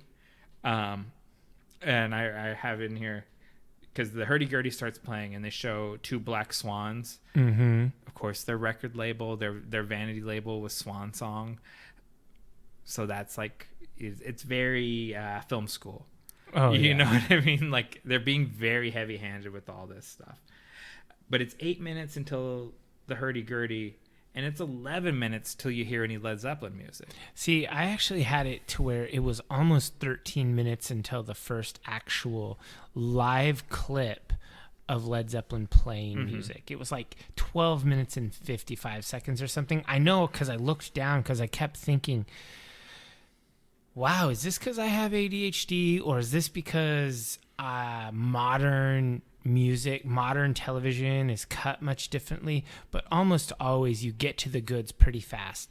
Almost 13 minutes in before I see Jimmy Page stroke a guitar string. Yeah. And I'm like, whoa. I saw this probably around the same time that the Page and Plant Unplugged, because I remember watching this on VH1, I think. And I think it was sort of as a complimentary thing to that. I found this movie as a teenager unwatchable. Just exceedingly boring. And so I will say, for the first 12 minutes and 55 seconds of it, 1 star. Boring. It was heavy-handed. It was film school. Yeah. It was not interesting, and it was not what I wanted to see. But at 13 minutes, when they start playing live, to go into rock and roll, I instantly am into it. I'm there. They got me again. And my eyes are instantly drawn to the instruments that they play, because you've gone to a lot of shows with me. I always comment on the instruments before the bands even start playing. Spot like Gibson guitars, Marshall amps. They're very well featured. Gibson guitars should sponsor this podcast. Yeah, I play Gibson guitars. I have a few of them. Yes, sponsor us. I also play Kiesel guitars. But anyway, I looked at that and I was like, oh, he's playing a Les Paul Standard through a Marshall. And then I look over at John Paul Jones and he's got that classic Fender P bass. He also switches to a jazz bass at certain parts because he's a shitter. I don't really know much about classic organs. To me, it looks really familiar. Like, I don't know the brands, but I play in kind of the Northwest metal scene with a lot of doom bands and whatnot. And those classic 70s organs are ubiquitous. Everyone's after them. Like the Hammond organ and the... It's like pre-Nord. Wurlitzer. Yeah, definitely. It looks really good. And it's cool. And I recognize all this stuff. And that Les Paul Standard through a Marshall stack.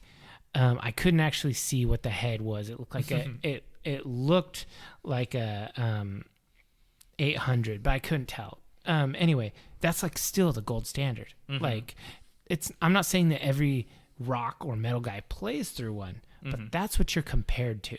Yeah, for sure. So right off the bat, like, just the sort of the things that kind of I got right from the start of this. So they're recording this. These 3 nights at Madison Square Garden are the end of an American tour. Yeah, it's the last 3 nights. Yeah, the way it's portrayed in the movie, they fly in for like a one-off, and this is all one concert. But that's movie magic, because all that motorcade stuff is from different shows too. Because that's all I think from Pittsburgh, from a different date of the tour. But when you get in there and they're playing, Jimmy Page looks very of the time, like modern. Like he's in this sort of glam rock outfit with the stars and everything, and he looks like he's kept up with the times more than necessarily the other members of the band have aesthetically. Yeah, like Robert Plant with his... He's still very Flower Child. Yeah, like a half jean jacket. And love beads. And, yeah. And then the almost the first thought I had, and I probably knew this, but I just thought like Van Halen ripped everything off from this band. Oh, like, God. The whole aesthetic and, I mean, absolutely everything when you think about classic Van Halen is a copy of Led Zeppelin. David Lee Roth is like a trailer version of Robert Plant. Normally I say the dollar store version, but as Van Halen was a phenomenally successful band. Yeah, that's true. Maybe that's true. Let's say that he's the Target version of. He's the Target version of Robert Plant. Phenomenally successful, but still a little trashy. Yeah, you not into it. You don't like brag about going there. Anyway, yeah, I think that that song they played, Rock and Roll, it's huge. And I'll say it's not even my favorite Zeppelin song. No, and Robert Plant's his voice sounds like he's at the end of a long tour. This is not peak Plant. Like he can't hit all the notes. It's a little raw, but it's very rock and roll. Like he doesn't hold anything back. Yeah. Now I thought I just sort of put myself into the shoes of the audience, and I thought if I saw like what would I think, because coming at this critically, I immediately was kind of struck at his voice not being at its peak. I don't think I would have cared at all. Like if I was there in the crowd and saw them come out and just like the way they take the stage and everything, I think I would forgive it all. How many times have we seen Glenn Danzig, and every time afterwards we comment on how strong his voice sounded? Yeah, and sometimes they're not as strong as others. Like and so that is something, and yeah, that's perfect. Like the last time we saw him with the Misfits, that was one of the best. It was amazing. Yeah, he sounded like so fresh. It's because that's a one-off show, too. Yeah, that's true. But we've seen him on a lot of Danzig tours, and it's not always so fresh. It's a little bit raspy. It's rough, yeah, and he can't hit the notes either. It's a tough thing for people like that really are known for their range. Do that every night. Yeah, like a guy like Axl Rose, or those people who are just known for being like a big shot singer. Not like there are singers, but then there are people who are known for their voice. Like I can't imagine. Cornell. Yeah, or like you go to the last show on an Adele tour. Oh yeah, probably she's not at 100% either. Yeah, I mean, I would go to the last show on an Adele tour.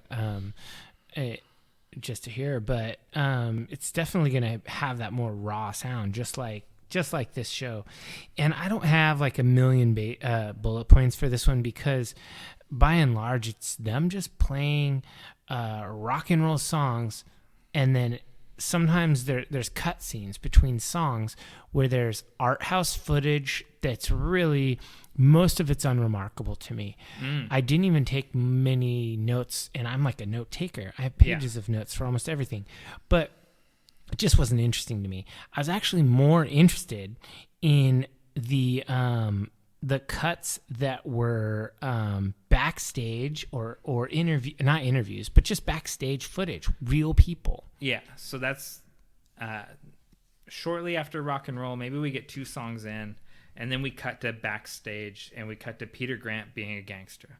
And we saw some of this footage in the other movie. The same argument. Yeah, they're either an official concession stand vendor, or they're someone that's just slipped into the show, but they're selling pirate posters. Yeah, it's definitely not official Led Zeppelin merchandise. Yeah, so they're selling, what we bootleg merchandise. Yeah. And normally, we go to big concerts. These guys usually stay out in the parking lot. Outside. Yeah, like I recently went to Iron Maiden, and Iron Maiden is known for merch. They have a ton of merch. But there were people outside selling a lot of merch. Like you could buy these really good looking t-shirts for like $5, $10. Oh yeah, really Iron nice. Maiden has a whole Iron Maiden's like a hippopotamus, and there's all these birds that fly around and beetles that pick through the dung.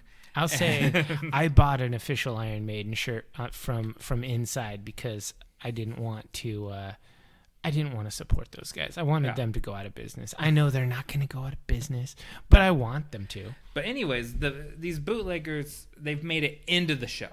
Yeah, and they've set up shop. Yeah, they've got like a table, and they're selling pirate posters, and it's unapproved. It's photographs that the band doesn't even particularly like for some reason. Sure. And Peter Grant is putting the screws to like the building manager of Madison Square Garden, and he's like asking him like, how much kickback do you get out of this? What's your take on this? Yeah, and it's just Peter Grant being a gangster. To me, it all seems a little bit too much. Like, how, when you're at this level and you're making this kind of money, how do you care about the parasites? Yeah, how do you get so mad over a guy who's going to be essentially stealing just a tiny fraction of a percent? Yeah. Not to say that the guy shouldn't have been kicked out.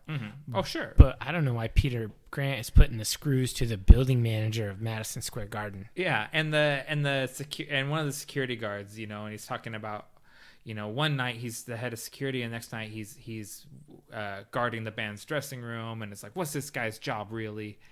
And it's part of it. I think it's just part of his Cockney gangster persona, where he's not going to let anyone step on the band, and even if he's overreacting, this is all he feels like he has to keep it at 11 the whole time. Otherwise, someone's going to take advantage of the band. Yeah, like the moment he relaxes, people start taking more.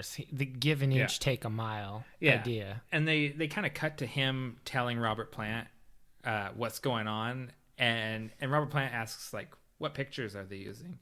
And he's like, it's those bad ones that you don't like. And he's like, oh, like it would be. Like, he's not concerned at all about it, except for it's not good for his ego, because he would rather a different picture of him was being on the poster. Yeah, and it is really interesting, and those are the moments I liked. Like I liked the cut scenes with the fans trying to sneak in or getting chased down by security guards or all that stuff. I thought that was interesting. It was fun to watch. I enjoyed that stuff. But when then they cut to a cut scene where they're like riding horses through like a Victorian England. So I dug into this a little bit more. All right. So as luckily we focus on different things, so this is going to work out really well. I focus mainly on the cut scenes because interesting. I just find this stuff really interesting. So yeah, we get the footage of like I said, of Peter Grant kind of shaking down the building manager, and we get some more concert footage, a lot of close-ups of what we're led to believe is Robert Plant's dick, but I think it's a packer that he puts in there. Oh, I noticed that. Yeah. He says it in the other movie that he had a sock down his pants. I think it's a little more elaborate than a sock, but yeah, he's faking it. It's just part of it's part of the image, and it sold a lot of records for them. So, and a lot of posters. So I'm not going to fault him for it. And we get some crowd footage. There's a cop that looks like he's having his mind blown. That's one of the security guys. Yeah. And I love that. And I just love all these audience reactions. But then they start playing No Quarter, and John Paul Jones is doing an organ solo, and then we go into our first vignette. And so we see all this stuff of like John Paul Jones riding around on a horse wearing a weird mask. Yeah. And you said Victorian, it's older than that. It's Georgian England. Georgian. And so he is playing this character, Dr. Sin, who is this sort of like swashbuckling hero. So where did you get this information? You just read about it? From Dr. Google. I had to look this up. Okay. So Dr. Sin, who is like this smuggler hero from the books are from the early 20th century, but the character is from the 18th century, the time of George III. Okay. And he's this sort of like a Robin Hood-ish roguey hero where he's basically skirting taxes. He's bringing in goods, tobacco and brandy and stuff from France and avoiding paying the import duties on it, and he's sticking it to the man. All right. And so there's a series of books about this character and movies. Like there was one actually a Disney adaptation from 1965, so not terribly long before this movie came out. So it's contemporary-ish, but I had no idea. Like I was like, what is this? What does this mean? Why is he wearing this mask? Yeah, for sure. Because you get a lot of him riding around the English countryside and kind of seeming spooky, and then he goes home and has like a whole thing with his kids again. He really wants to drive home the family man thing. But anyways, he is portraying a fairly famous character. It's God, just how did they make it so uninteresting? I don't know. I almost watched one of the Dr. Sin movies because it is visually it's kind of interesting, right? The top hat and the mask. Sure, yeah. I mean, kind of a Phantom of the Opera, riding around. That's Phantom of the Opera. I thought of a different Lon Chaney. It made me think of London After Midnight. Okay. But yeah. So but there's always a point to these vignettes. Well, like we talked about earlier, the band is very considered. Yeah. They don't do things off, shoot from the hip. But it just seemed from our, when it's been 50 years since someone has touched this character, it just seems really weird. Like, what does this mean? We're totally out of touch with this. Yeah. It's just not. It's not speaking our language. But I guess that's where the connection of him playing the organ, because this guy that becomes Dr. Sin was a country vicar. So it's the church organ, right? Like, so it does, there's a point to it. Okay. Well, I would say that I don't have much else about the movie, this particular, as far as beat by beat goes, because I was really just enjoying watching the live parts. I love watching Jimmy Page play guitar and Robert Plant do his really like evocative, like emotional vocal style. I don't know. It's just, I was really enjoying it, and I didn't think there was much to say about it. Yeah. Well, you come out of the Dr. Sin vignette, which every band member and the managers all get their own vignettes. Sure. So you come out of that, and the famous double neck guitar is the next thing that jumps out at me. So that's a SG. It's a Gibson SG. Elaborate. Tell us what's on that second neck, Dave. Well, so a Gibson SG was originally developed by as a Les Paul. It was the kind of the devil horn guitar. It was just marketed as a Gibson Les Paul. But the reason behind it was that it has a much thinner body. It's much lighter, so it doesn't have that. They call it a single cut on the bottom.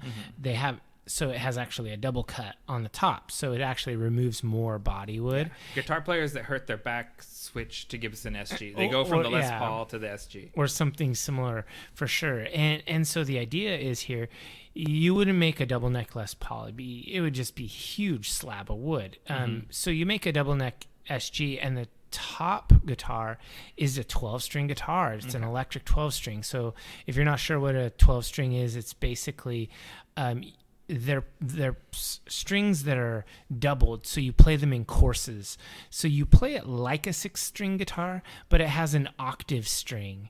So you're the top 3 strings, the top 3, the high pitched strings are actually literally just 2 strings of the same pitch, but the heavier strings are actually an octave. So you play an E and an E, and then A and an A, etc.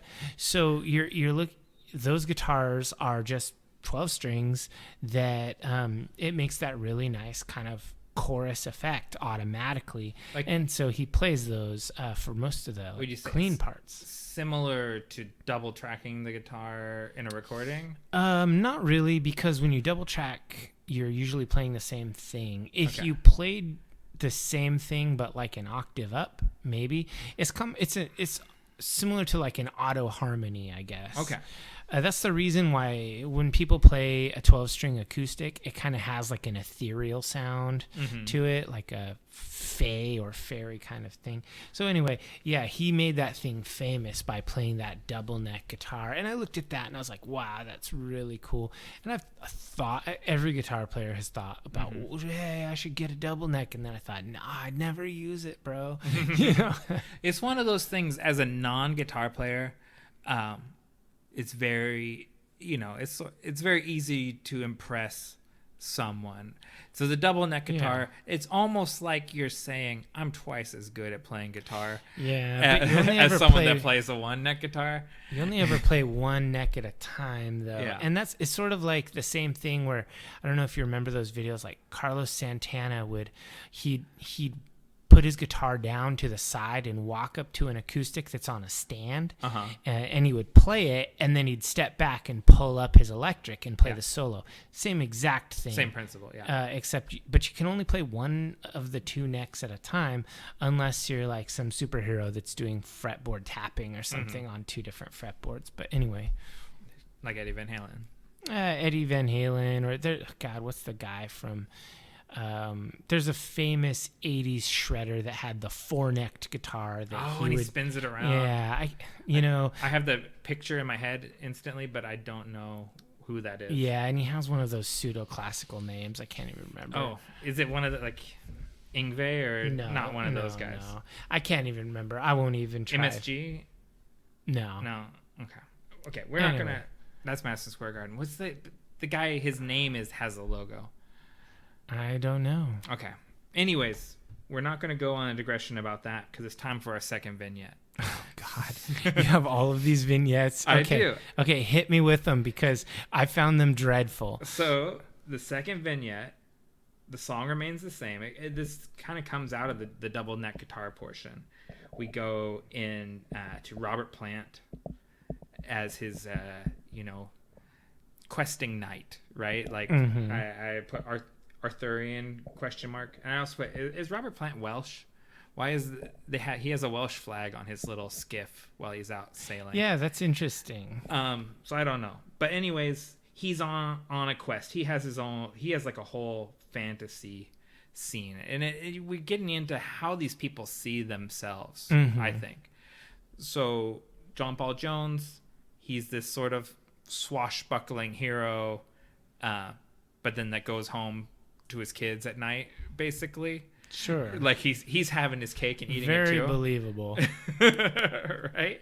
But I guess metaphorically, the swashbuckling hero is his touring band. And then he goes home. And then he goes home and then he has his happy home life. Sure. Robert Plant is a fantasy hero. He's out there. He's questing to rescue this maiden who's being held captive in a castle. So when they first screened this for the band, when they saw their first test screening, Bonzo laughed at this stuff. Like, he just thought this was hilarious because it is really Robert Plant. It's very self-important. Oh yeah. He gets handed the sword. I think by the same maiden that he's rescuing. It's probably a flashback, and then you see him like eating a game bird off of a spit that he's roasting by himself, and it's very, very silly, very questing hero. He ends up sieging a castle all by himself. That's how it's done. He's got a falcon that he sends up and it attacks the guards of the castle, which You gotta give me one of them. just took me completely off guard because it doesn't seem like he's doing anything aggressive with the bird, and they certainly aren't shooting arrows at him or anything as he approaches the castle. He's just a dick. He just rolls up there, sets the bird on the guards of the castle, and it just attacks the guy. And I was like, what's even going on? And he goes in, he rescues the girl, and then he goes and sits down and eats a psychotropic mushroom out in the woods. Sure. It's like this whole thing. But this is where I wanted to ask you a question. I asked you earlier to have in mind the Led Zeppelin D&D connection. Mm-hmm. What are the 4 members of Led Zeppelin? What character classes are they playing? Oh, God. Oh, man. That's tough. I almost feel like... oh, man. That's really tough. I think that Robert Plant is probably... he always is called like the what's he called, like the blue-eyed Viking or whatever. Like he's always identifies with that. I think maybe he's a ranger. You think? No, He does have a falcon. and he's always pictured in the woods, like with his kids and stuff. Okay. I think that Jimmy Page is a wizard. Yes. For sure. Agreed. He's all very calculating. I think that John Paul Jones, he's silly. He's probably a bard. He really is. He's just kind of a jack of all trades. He plays many instruments. He's kind of non-serious all the time. And then probably Bonzo is a barbarian. Mm-hmm. What about Peter Grant? Oh, Peter Grant. The 5th member. He's a rogue. He is a rogue. He is a rogue. He's a thug. Yeah, it's a good question. But yeah, I don't know. I think that Robert Plant is the hardest one. I was leaning Paladin. Okay, yeah. He's some sort of warrior of virtue. He's some sort of guy who he saves the maiden. He's got ethics and ethos. It fits Ranger and Paladin. He does eat the mushroom. That's rangery. That's true. The bird. The bird is rangery. Yeah. And he's always out in the woods. Yeah. He loves the woods. All right. I think you're right. I was going Paladin, but I think you've sold me on Ranger. And I think John Paul Jones, maybe he thinks he's a rogue. I think you're right that he's a bard. Oh, yeah. He gives inspiration to the other party members. He's definitely he's a bit of a knave as far as rogues go or bards go. Yeah, he lays down that baseline, and then that's what lets the rest of the party. Oh yeah, it gives them their inspiration dice. Yeah. Okay. Well, that is settled. I'm glad we finally laid that down for all eternity. Led Zeppelin's character classes. Okay. So then from there, this is when I talk about John Paul Jones and his lack of spotlight. Mm-hmm. You know, he is, like I just said, he's the glue, really, that's kind of holding these songs together. And they kind of treat him like a support musician, I feel like.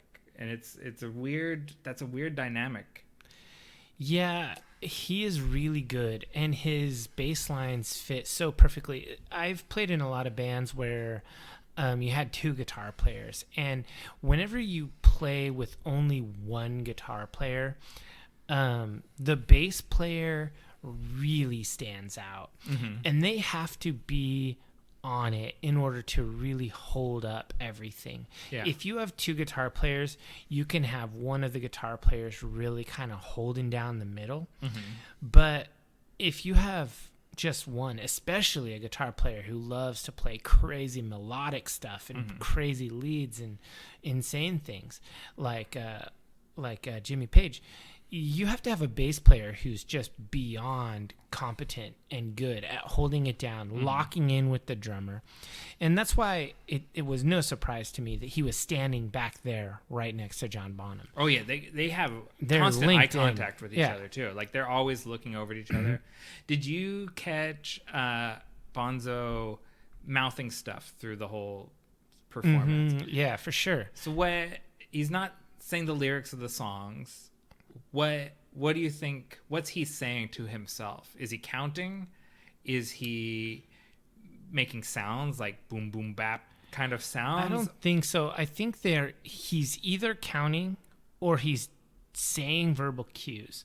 I know sometimes when I'm playing a show, if I can't hear myself that well, like if I can't hear my guitar because the monitors or whatever, I'll literally turn around. You've probably seen me do it. I'll turn and I'll face the drummer, and he'll give me cues like, and change now, like, and we'll change together, because I kind of like, I come from the James Hetfield school of guitar where the rhythm locks with the drums. Yeah. And so me and my drummer, we lock like that. We'll often turn and look at each other and talk to each other. Obviously in Led Zeppelin, they don't have a rhythm guitar player.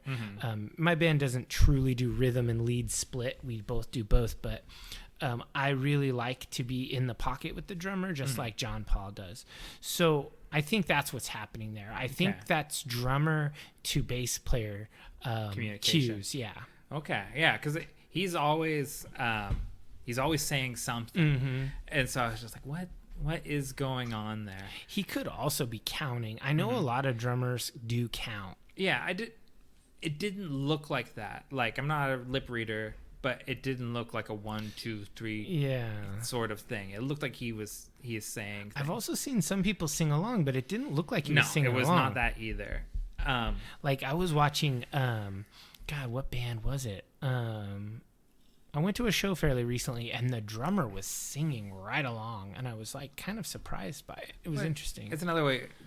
I'm sure it's how he's keeping time. Yeah, himself. Staying organized. Yeah, and we'll give no prize at all to Jimmy Page as the most worthless background vocalist.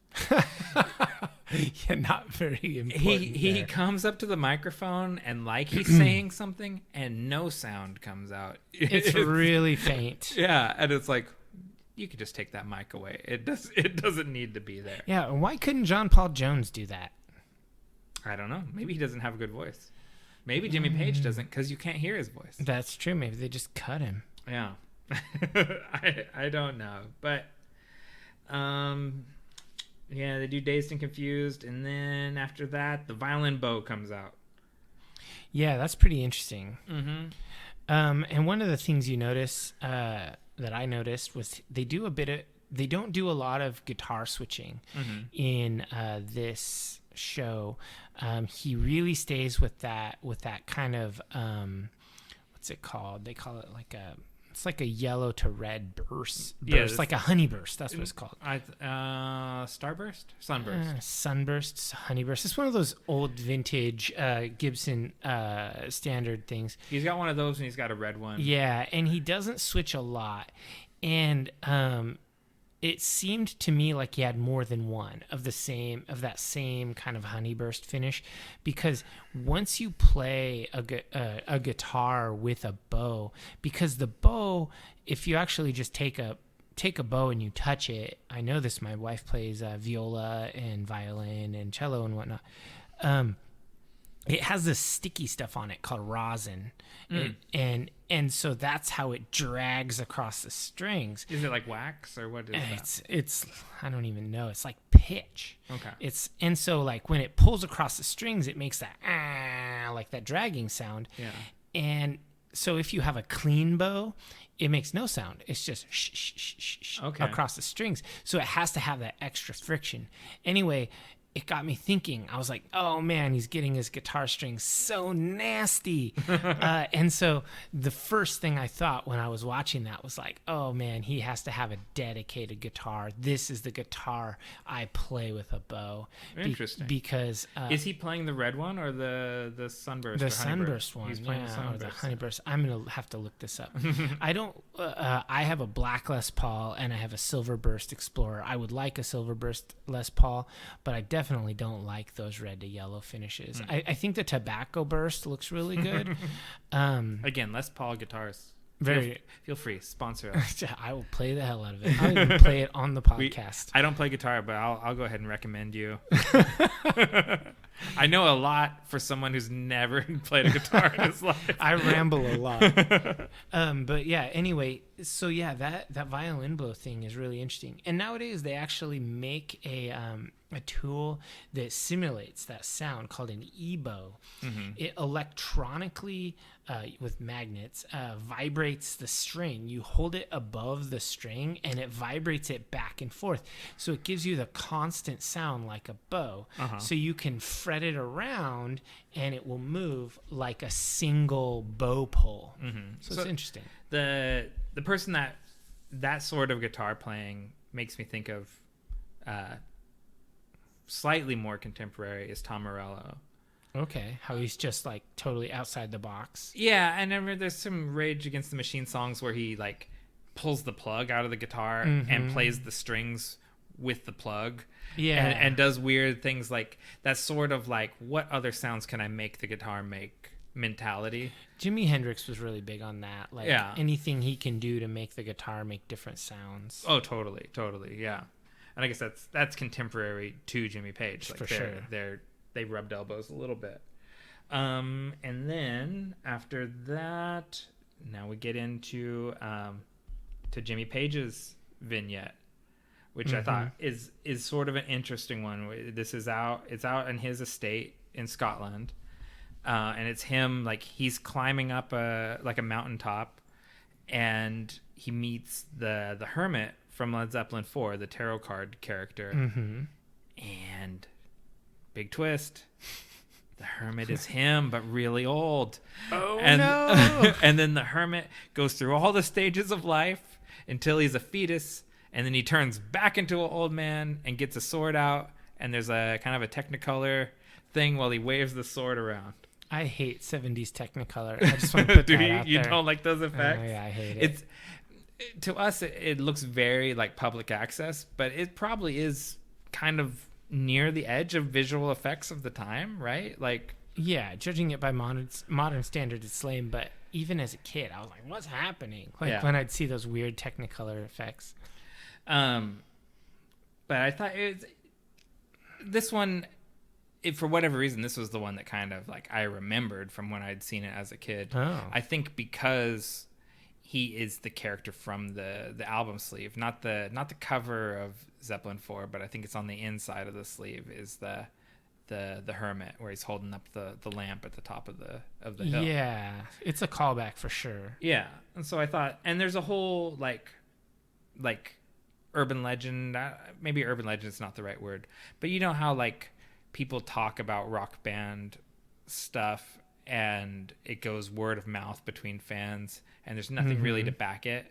Sure. So there's this like a theory or whatever that the hermit is some obscure character from Tolkien. Okay. But he actually isn't.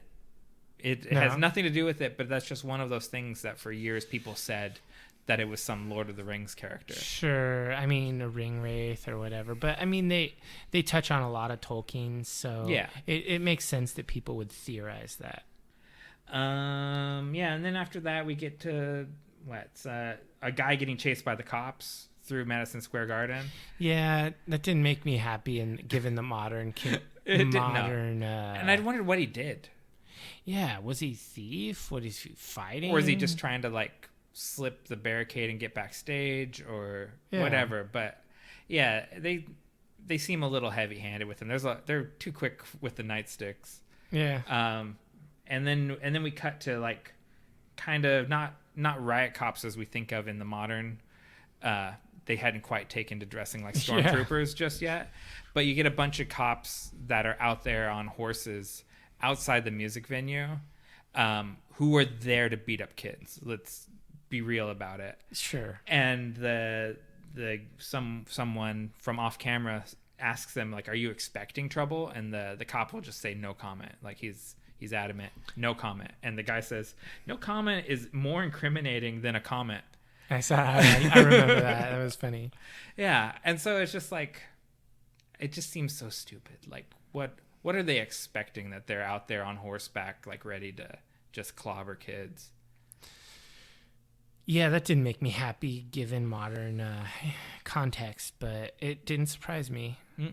Some things don't change, like we said in the last part. Yeah, for sure. And then they go into play Stairway to Heaven, and the double neck guitar comes back.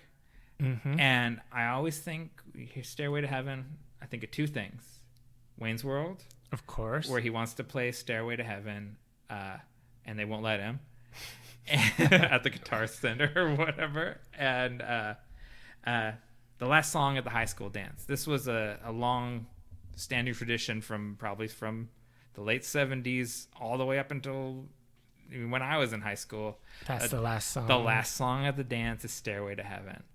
Interesting. And it just like the legacy that song had, it's so long lived, 20 years or.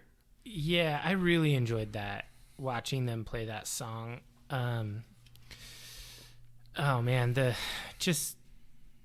I think that the song is so versatile in its mellow and soulful all the way to like the heavy rock parts, like dun dun dun dun. It's all three legs of the stool. It's hard rock, blues, and British folk music. It has everything, and that's the song I referenced earlier. Like, is this the best song that's ever been written? Yeah, it might be. It's so good. In that vein, Band on the Run by Wings. I think it has more than three legs. You would put that song in the same breath as Stairway to Heaven? I would. That's like a 5-legged stool. It's got a lot going on. Get out of here. Oh, it's not even in the same time zone. It's nowhere near the Stairway to Heaven. I mean, for me, that song has it all. Like, I like that song and Cashmere and No Quarter. Mm-hmm. And I mean, just like, I don't think there are a lot of songs out there that are that evocative of emotion, for me personally. And I love watching Jimmy Page play it. Like, he's the master playing his swan song, and it's just so good. And it seemed really odd to me that was not the closer of the concert. Like, I wondered about that. Yeah, and I think, because I don't think it's as old. It's 1973 when they're recording this. Mm-hmm. It hasn't quite become the staple. It hasn't become the signature song. Right, and that's really interesting because ultimately the movie, they finish it in 76 and release it. Mm-hmm. And it's the closing track of the movie. It's the credit song. Right. So you hear it twice. And they let it play out the whole song, even though there's no more credits. So it just plays over black screen. And I listened to the whole thing. Yeah. But it wasn't, Stairway to Heaven wasn't Stairway to Heaven yet. And that's an interesting little slice of time. It was really weird and interesting how they didn't have that as the closer, and I guess I hadn't really considered the actual timing of it. And then when you consider, like, that movie stayed in like editing and in the creative process for a while, 3 years, yeah, and they weren't even happy with it when it was done. Like, one of them said that it was just a compromise, that they just put it out because they couldn't get any more out of it. Well, yeah, and then it's been remastered twice beyond when it was released. So that's weird. Yeah, so it's something they were never really happy with. I assume that we're watching whatever the most recent remastering of it is. Maybe. But I don't know that for sure because we both got it off of Amazon ultimately. But I assume it's the most current version of it. Yeah, it was good. I guess we're kind of at the end, unless you had any more. Oh, well, you got one more? Because right. I keep trying to cut you off. Bonzo finally gets his vignette. Oh, the Bonzo vignette. And what I thought was really interesting about Bonzo's is his vignette, his fantasy vignette, is more real life than their slice of life vignettes from the beginning. You just get to see Bonzo. You see, I call him Barroom Hero. He first you see he's shooting pool down the pub in his drape jacket, and he's riding his hot rods and his chopper, and for sure. And then he gets into the I meant to Google this. Well, first I brushed over. He's playing Moby Dick, which is a song famously has this epically long drum solo, and the whole band walks off stage. Robert Plant says, percussionist John Bonham, Moby Dick, everyone leaves, and they just let him drum for 20 minutes. Yeah. and it so, was excessive. And so this is the time to do the Bonzo vignette. But he's not a knight. He's not a wizard. He's not a swashbuckling rum smuggler. He's just a dude. He's just a dude. He's just Bonzo. And so you see him doing stuff, and he likes to go fast. That's kind of the reoccurring theme there. And is that a funny car, the drag racing thing? I always, like, in my head, I can always hear like the commercials for like the Woodburn drag strip and I think nitro burning funny cars. I think it might be with the big back wheels and this tiny front and wheels. all the flames and everything. Yeah. So that finally I have like a good concept of what a nitro burning funny car Somebody is. who's really into like auto racing and stuff is going to listen to this and be like, they're idiots. Yeah, like, that's not a nitro burning funny that's car. That's not even a funny car. Well, whatever it is, please inform us. Add us on Twitter. But yeah, he does a long drum solo and shows off his cars, and then we start kind of wrapping up. We get some shots of the New York skyline. We see Times Square while it's still Scorsese style grimy. Sure. And then we cut suddenly out of concert footage to like newsreel footage about how the band lost $203,000. Yeah, somebody robbed them or something. Yeah, and so basically it seems like the cops suspected that this is a scam and that Peter Grant is trying to get insurance money. 100%. But I guess there was some hotel employee that slipped the country sort of immediately after this. Man, that wouldn't even work in this day and age. That's not enough money to run off to Jamaica, which is where the guy went. What, $200,000 in the 70s? What do you think, $2 million these days? Not even. I think maybe I don't know. I'm not good at math. Even if it was $2 million, that's not enough to give up your whole life. Yeah. Maybe it is to give up his whole life if it sucked. He's just a hotel concierge, or maybe he's from Jamaica and wants to go home.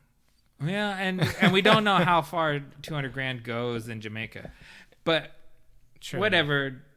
Someone robs them. We do a little montage about that, and then we cut back into the band playing, and Jimmy Page is jamming on the theremin. Yeah, I like the theremin part. I want to get a theremin for Carrie. Like, she's like a multi-instrumentalist person, and so I always thought that would be super cool.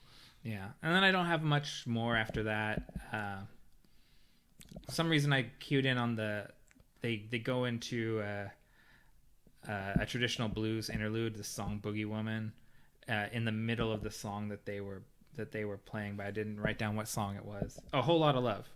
It's in the middle of Whole Lot of Love. They add a theremin solo and a blues interlude. They really did do the value add where the live show is not like the recorded version. Yeah. When you go and see them, you're seeing something special and something different. And there's a lot of bands that do that. Like, I always really liked it when I would go and see, there's some like Northwest black metal bands that they would add a lot to the live show with, everything from sound effects to like wind blowing to they would have burning sage, and they would play like these mellow moody jam things that were leading up to the show or the next song or whatever. I always love that when I'm at a show. Yeah. But I don't know, in this documentary it was so long. I was like, oh God, come on, Bonzo. I'm done with the drums. Yeah. Well, we can get into that a little more because we're coming up on the final thoughts. My last thing from the actual concert is just the gong is on fire. Yeah. I think that's the universal symbol. This is over. When you light this stuff on fire and you're banging the gong, just any sort of prolonged gong banging is the end of a concert. Oh, yeah. We should get a gong, dude. Yeah. Boom. This is over. When I hit this, we're done. I'm going to ask if Marty has a gong, my drummer. So do we want to do the what worked for you and what didn't work for you and then final thoughts, or just wrap it all into one? Let's do what worked for you and what didn't work for you. And did we kind of breeze over that on the first one? We're doing it all together, We're doing it all together. Okay. I will. You can start with your what worked for you, and I will endeavor to match you. All right. Someday we'll be good at podcasting. So what worked for me? The music is timeless. Fucking amazing. That worked for me. The interviews with the family, with the journalist guy, with Peter Grant, with all the different people, that really worked for me. For from Dazed and Confused, that was huge. It lent me a lot of historical context, and I truly enjoyed it. In The Song Remains the Same, I was able to really enjoy the live playing with the context of the stuff from Dazed and Confused. I was thinking to myself, wow, this bluesy sound, I know where that comes from. They talked about it. And I knew intellectually, but it wasn't right on the top of my head before I watched Dazed and Confused. I've never watched a Led Zeppelin live concert before this. I'd seen clips and, music videos or whatever. But this was the first Led Zeppelin concert I watched. And I thought it was really cool and worth doing. Yeah. I wanted to see them. I love Jimmy Page's guitar playing. I love seeing the interplay between the musicians and the vocals and all of that. It was so good. And there's no question in my mind as to why they were so huge at the time. We don't have rock stars like that nowadays. They're pop stars. The biggest musicians are in different genres. They're not in rock. And so they're a vestige of a time that will not be unless something big changes. Yeah, but or rock was king. Yeah, and it's not anymore. And that's okay. It was cool to see it, and I'd never seen it before, and that really worked for me. Those live moments and those amazingly candid interviews. Yeah, so for me, for Dazed and Confused, I said what worked was the behind-the-scenes footage. And then, I must have thought that for the other one, too, because I said the backstage content on The Song Remains the Same. For sure. And there's a little overlap. Some of the same stuff is in both movies. Hearing about the band in their own words, I particularly like Robert Plant, him looking back on the band and how uneager he was to revisit it. There's something I just really admire about that. And I thought the pacing of Dazed and Confused was really good. I like the kind of the brisk clip that it moves along at. I did too. And I like all the content from the journalists. For The Song Remains the Same, I think my favorite stuff is the crowd shots. Because a lot of the stage work is simulated. There was a lot of footage that wasn't usable from the original concerts, and so when they went to Shepperton Studios, they recreated the stage and shot new footage to match the audio that they had from the concerts. That's dirty. Yeah, so some of that stuff is fake, but the audience reactions, that's all real. So I love anything where you're watching, looking at the audience, look at them, and just like they're watching, Returning Heroes or Conquering Gods. Like it's they're so in awe of the majesty of that band, and I actually I've got a lot of affection for these goofy vignettes, because it's really the band, playing make-believe, and every one of them gets a chance to do all right, if you're going to shoot a 7-minute movie, what's it going to be? And everyone has their own vision, and you get very distinct visions that give you kind of a glimpse inside the head of the person. So I just found that even though they're really wanky and over the top, I think it really does give you an insight into the personalities of the individuals. Sure. It was meant to be like a love letter to the fans. Yeah. So because we like to digress and have tangents, what's the Nick 7-minute movie? Oh man. if we're doing the Nick song, and Dave deep dive, the Metaverse, the song remains the same. The song remains the meta, and we're going to have our little ditties. Oh, What's man. yours? So about? what's the one that's like it really? Oh, geez. Do you have ones queued up for you, or do you just get inspired just now? I did just get inspired just now, but I thought instantly that came to mind it would be like a Dracula kind of a deal. Oh, yeah. I would be like in a castle for sure, dressed really cool. It would be like definitely night. There'd be like storms. Mm-hmm. I might be like riding some sort of beast through the night, maybe like a giant wolf or something. I don't know. Okay. I'm thinking like that's what comes to mind when I think what would be the dopest idea I could come up with. If we're doing, so I think I would flip the script a little bit, and I would have an animated segment. Ooh. And it comes down something in between Masters of the Universe and Heavy Metal, the movie. Oh. So like Nick as a barbarian airbrushed on the side of a van. Yeah, like definitely think that I've got a whole, like a fantasy alter ego sort of thing that we could do a pretty slick animated segment on, set to resurrect before the deluge, and we can record our own soundtrack to this. Dude, you're the artist. Draw this stuff. Let's make it happen. Okay, so that was a sidebar, but it was cool. So what did not work for me?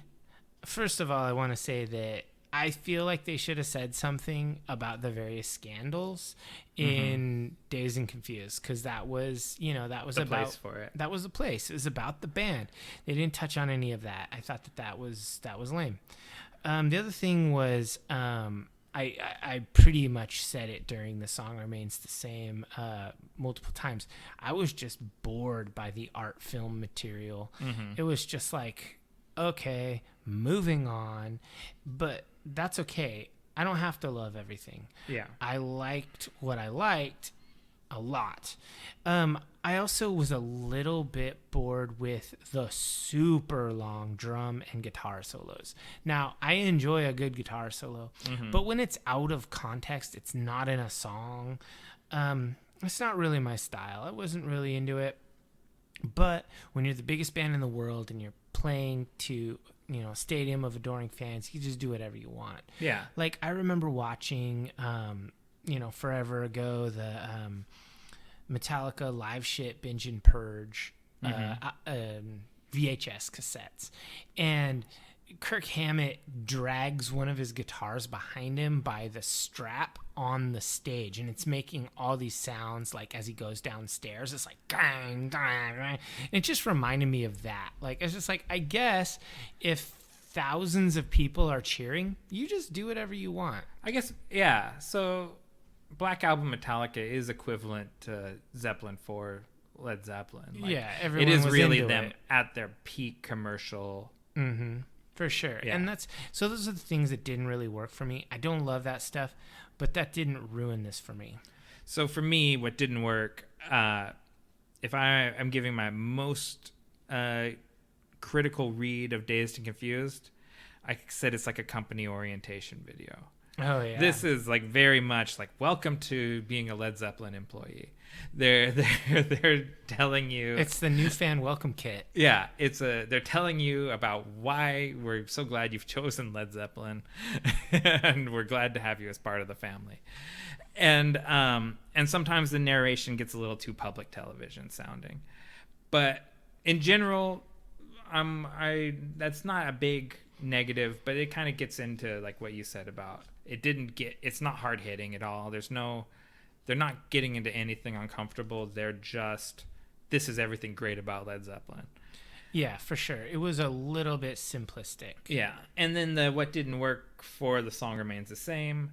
All the slice of life stuff at the beginning where we're looking at their idyllic country lives, and then like, oh no, the tour starts tomorrow, like that stuff. That was like Leave It to Beaver. Yeah, like it is just so cheesy and so like, I mean, I think we're really looking on some level at their actual houses, the actual country estates that they live on. But that sort of scripted thing, like, oh, it's tour dates, the telegram boy delivered them and stuff. Yeah. It was like that. That was kind of a bridge too far for me. And the pacing of the movie, I said, is bloated and self-important.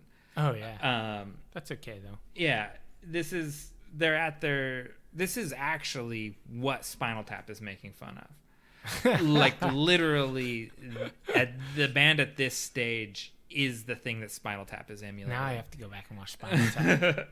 And it's like, and I get why punk was a reaction to this, like, because there's just nothing relatable about it, really, when you're looking at it. Oh yeah, like punk rockers just wanted to give 2 middle fingers to Led Zeppelin. Yeah, just tear that shit down.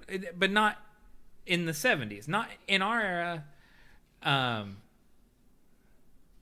The alternative music scene as it was in the 90s were people that grew up on Led Zeppelin. Sure.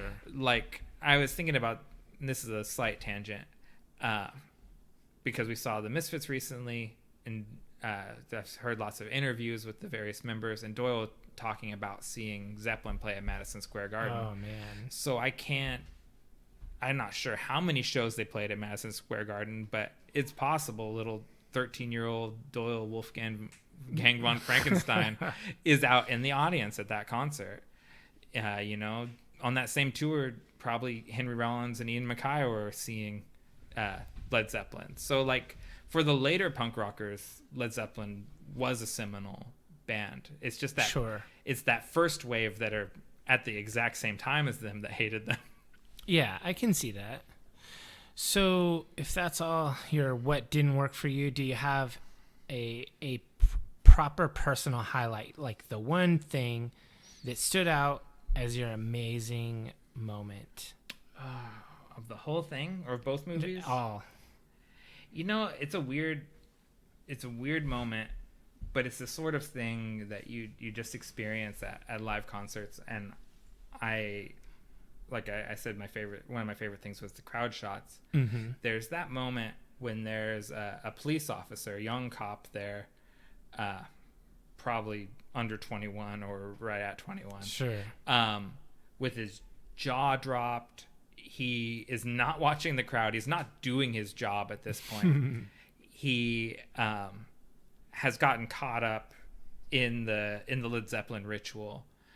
And I think, like, moments like that, I think are really is one of the cool things about live music. Yeah, for sure. And so it's like, I just don't know. I don't know what's going on in his head or what went on in his life after that. But he's having like a revelatory experience. Like, he's never seen anything like this before. And I think that was really cool to kind of see the power of Led Zeppelin on not a fan, but someone who's there to police the fans. Okay. And I thought that was a really cool moment. Awesome. Well, my personal highlight was probably fairly predictable. It was watching Jimmy Page in action. Mm-hmm. Seeing him play those classic songs, mm-hmm. and there were just a few moments where he's playing and he looks over and him and Robert Plant are kind of in the front of the stage together, mm-hmm. and they lock eyes, and one's singing and one's playing the chorus of a song, and it's just the moment. That's the magic. Mm-hmm. That's the moment of Led Zeppelin. That's the ritual, and I really enjoyed seeing that. And for me, sure. That's the highlight, is seeing some of those authentic moments of chemistry. Yeah. Oh, for sure. There's a few times like where Robert Plant is he's doing a call and response with the guitar. Mm-hmm. Like he's mimicking the guitar sounds vocally. Yeah. And like they're just having a really authentic good time playing with each other. And it seems like a band that never lost that. Yeah, it seemed like they were good until the end, and then it was over. Yeah. And so what are your final thoughts on these two documentaries? Final thought, I only have final thoughts written down for Dazed and Confused. All right. But I would have I would have liked to have had that movie as a teenage fan. That movie would have been very valuable. I wrote down I would have memorized it. Like I would have watched it on repeat and known all the dialogue and stuff from it. That was how you were back then. Yeah. Just a lot of time in the bedroom watching videos. But my final thought on the song remains the same. Is actually it's the opposite, because it did exist when I was a teenager. It was the only Led Zeppelin concert film up until like the 2000s. Some other stuff got released. Sure, yeah.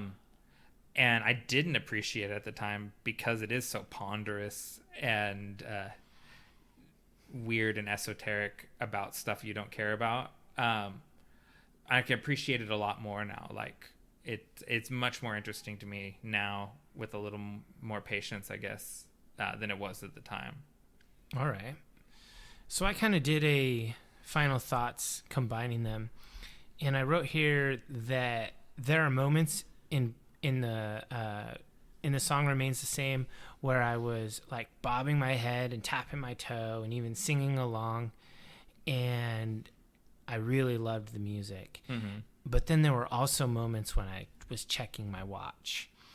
I wanted it to be the next song. I didn't want to be in a vignette. I didn't want to be in a backstage thing with a cop or a security guard or whatever. Mm-hmm. I just wanted to get to the songs. Yeah. And so I definitely recommend watching Dazed and Confused if you're a fan of the band, but you don't know a lot. You've just heard the hits. Mm-hmm. Watch this. It's awesome. It's free. And I also recommend watching The Song Remains the Same if you know the music, you know you're a fan, but you haven't really indulged in Led Zeppelin in a while. Yeah. It's worth putting on. It's even if you're kind of doing something else in the background, you can look over at those moments when your attention is caught by the music, where it's really powerful.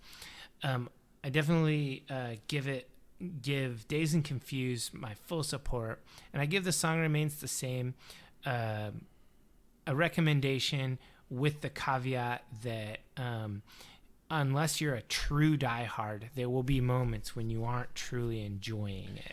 Yeah. I mean, if we're giving it the star rating, sure. I mean, really, as a film, rating it, probably a 3, generously.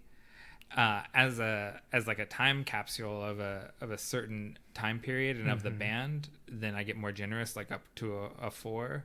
But it's not a good movie. Like, it's not well made. It's not even a movie. It's a mess. Yeah. It is just a mess.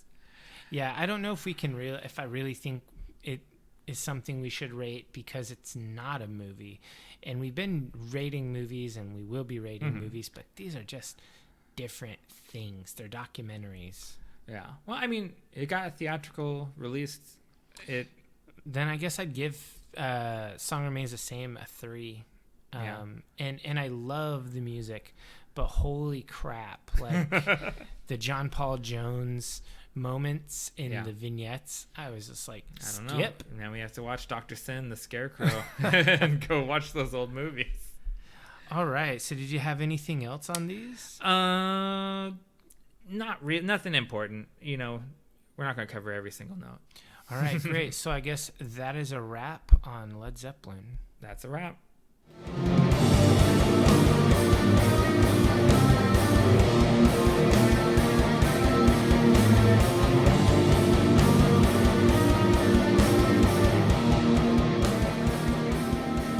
Welcome back. So that brings us to our final segment.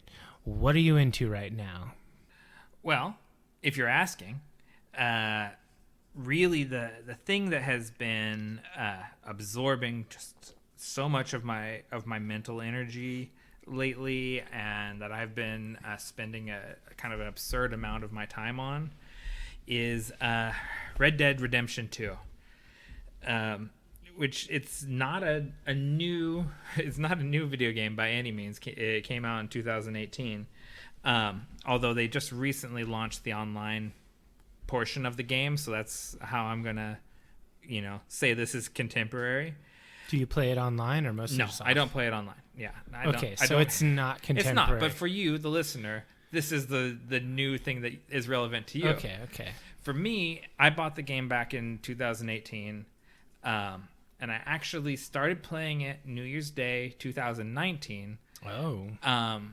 And it didn't go well. I didn't jive well with the controls, even though I played all the Grand Theft Auto games.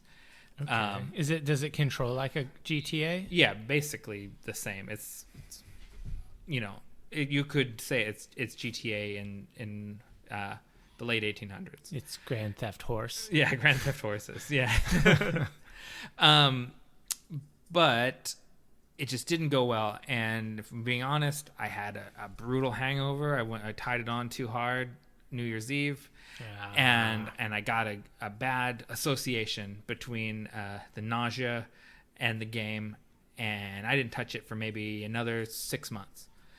And then I only played it for a little bit, and then I didn't play it again up until just recently, like in May, because I started seeing ads for other games. And I knew my wife was not going to let me buy any new video games since last video game we bought I didn't play at all. So I sat down and I said, I'm going to play Red Dead Redemption, just the story mode, just the main story missions, and I'm going to power through this game in a couple of days. You'll finish it, and then you can say, look, I finished it. I can buy a new game. Right. But then cut to Morgan Freeman. He didn't just play the story missions. I'm still playing Red Dead Redemption. I'm still finishing the side quests. I'm still like trying to get all the achievements. The game has taken over my life. Honestly, it was difficult for me to pull myself away from that game to watch the movies that we covered in this podcast. Often the voice in my head said, well, let's just play a little bit of Red Dead this morning before you watch those movies. But I know how these days go. All of a sudden, it's 9 o'clock at night. I haven't brushed my teeth. I haven't taken off my pajamas. I haven't moved off the couch other than to go to the bathroom all day long. I have only been playing Red Dead Redemption 2. This game is just like absurdly immersive. I said the reasons why I had a hard time getting into it, but once I was into it, I was deep into it. It definitely, it won 4 game awards. It won the award for Best Performance for Roger Clark, who plays the lead character, Arthur Morgan. Mm-hmm. It won Best Audio Design. The sound effects and just like the atmospheric sounds of the game are so immersive, and sometimes they're eerie, sometimes they're exciting. Like this game affects me on a really visceral level. The audio of it, like in how it sets a mood. It won Best Score and Soundtrack, and it won Best Narrative. Wow. It's like it's more like an interactive movie than you think of a video game, but it's not on rails like certain games that are very cinematic. It's somehow it does both. Like it's like a movie that you check back to the main story, right? Like, but it's not like a Gods of War or something like that where you're just locked in to the storyline. You can go off on vast tangents and very much customize your character and your storyline. Like there's different endings to the game based on how you played the game. Interesting. And so previously, whatever the last Fallout game was, probably the game I got the most emotionally. Fallout 4? Fallout 4. That was the most emotionally. Because you didn't play 76, right? No, that's the online. Yeah. Yeah. No, so Fallout 4 was the last game that I got kind of emotionally wrapped up in. And I would say this is deeper than that. Like, wow. More than Fallout 4? More than Fallout 4. How about, is it more than Skyrim? Oh, way more than Skyrim. Because I thought Fallout 4 was more engrossing than Skyrim was. I would say, like, because I play on PC, if I open my Steam profile and I looked at my my hours played on the different games, I've got definitely over 1,000 hours in Skyrim and definitely over 500 hours in Fallout 4. And that's kind of shameful, but not shameful. Yeah. So knowing that I like Fallout and I like Skyrim, you think I should play Red Dead? Yes, I do. I think Is it going to take over my life? It took over my life. Maybe you have more self-control than I do. Not But part of the really. thing is just, it's this circumstance of this quarantine, the coronation that some of us find ourselves on. True. I've had a lot of time at home, and so I ended up spending just whole days playing the game. And word on the street is that maybe there's for PlayStation 5 and some of the new gen consoles, that there's an updated version of Red Dead 1 that's going to be coming out. Ooh, that'd be cool. And I didn't know this going in, but Red Dead 2 is a prequel to Red Dead 1. And so if I were to start playing Red Dead Redemption, the first game, now, it would basically take over the story from You'd where be I ready just to left go. off. And I'm like, I've thought pretty hard about playing just the old version of the game, because I just am so addicted to the world. I've thought about buying a PlayStation 5 when it comes out. Yeah, I'm almost certain. Not almost. I'm buying one. It's just a given. I've heard some kind of crazy rumor about the price tag being like over $700, which is pretty intimidating. I mean, I look at that as a PC gamer and I think, silly console boy. Yeah. Gaming PCs are in the thousands. Oh, okay. Not so in the you- hundreds. Yeah, so you think 700 is reasonable? That's cheap. Okay, well that puts it in perspective, and I'm definitely spending whatever it is. Playing a gaming laptop will run you $1,500 if you're not looking for top tier.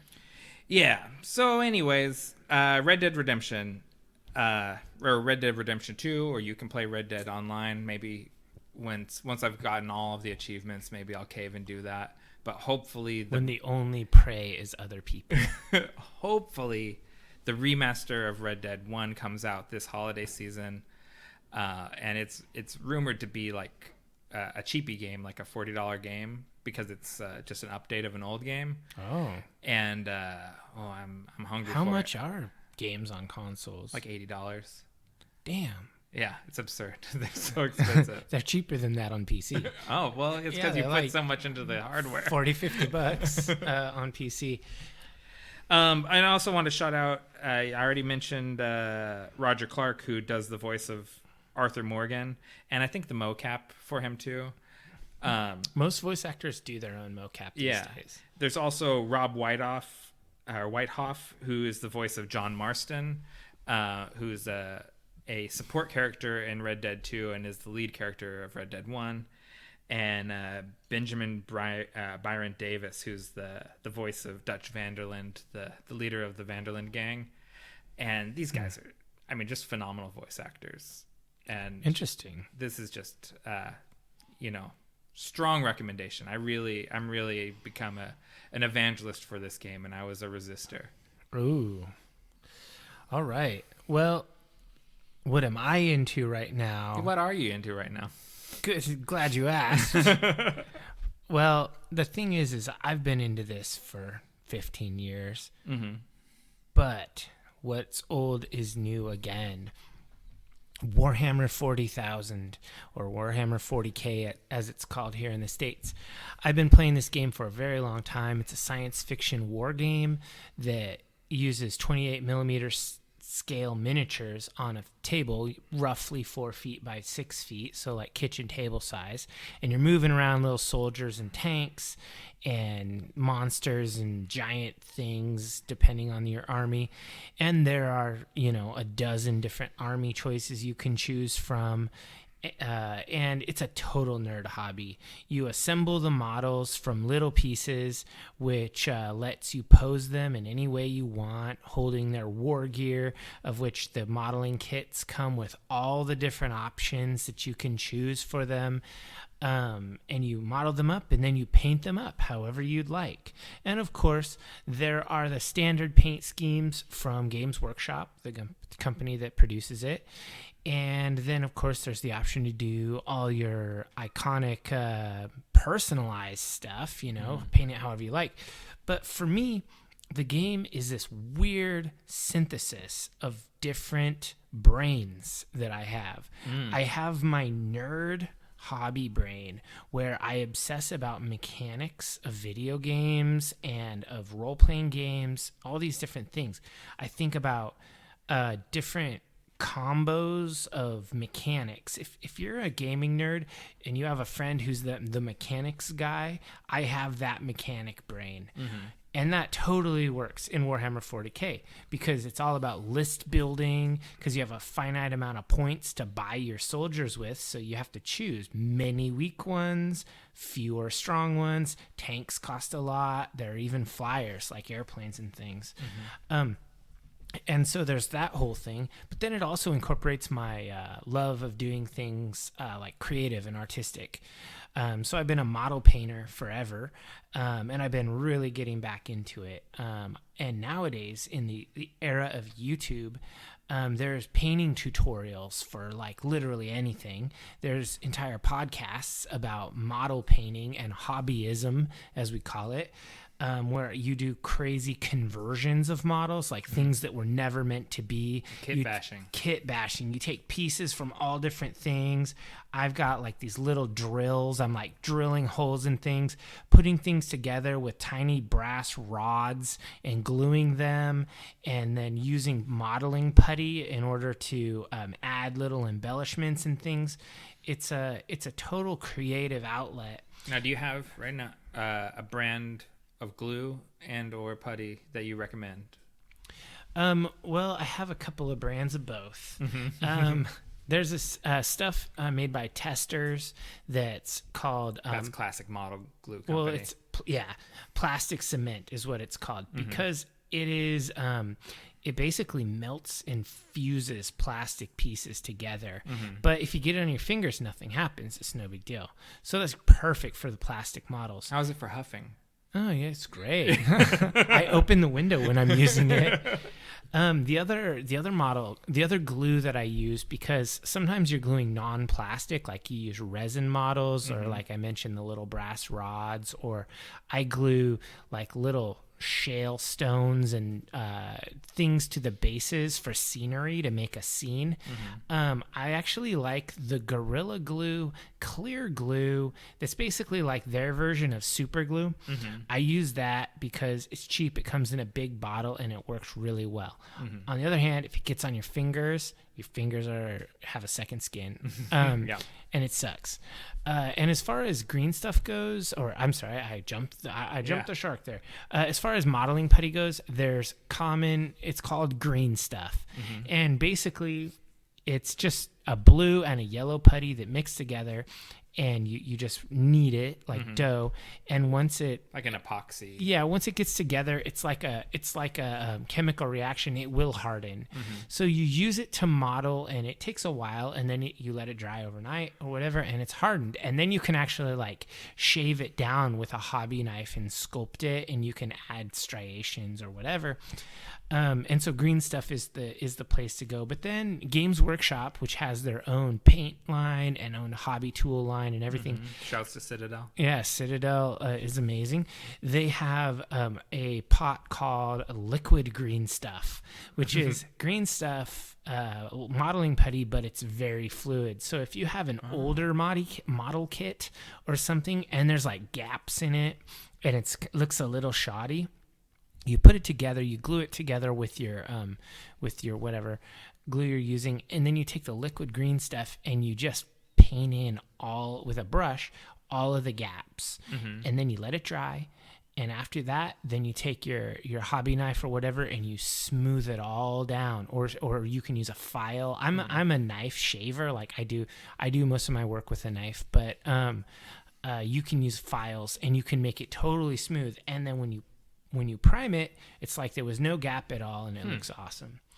And it's water soluble, so you can rinse your brush out easy, or is it a brush killer? No, well, okay. You should never use your best brushes Uh-huh. for stuff like this, but yeah, it's water soluble, and you should always use I think it's called the Master's brush soap or something. It's the Master's something to clean your brushes anyway. And is that a Citadel product too? It is not, but it's Okay. hella cheap on Amazon. It's like Okay. $6 for a little pot of it, and it lasts almost forever. So as far as Warhammer 40K goes, a new edition is coming out, 9th edition. They come out with a new edition between every 3 and 5 years, so that tells you the age of the game. They've had their 30th anniversary. It's a really good edition. 8th edition was really good, hailed as probably the most popular edition ever. And this one's actually just making improvements on that. And I've been watching the Twitch streams for all the new material, loving it. It's awesome.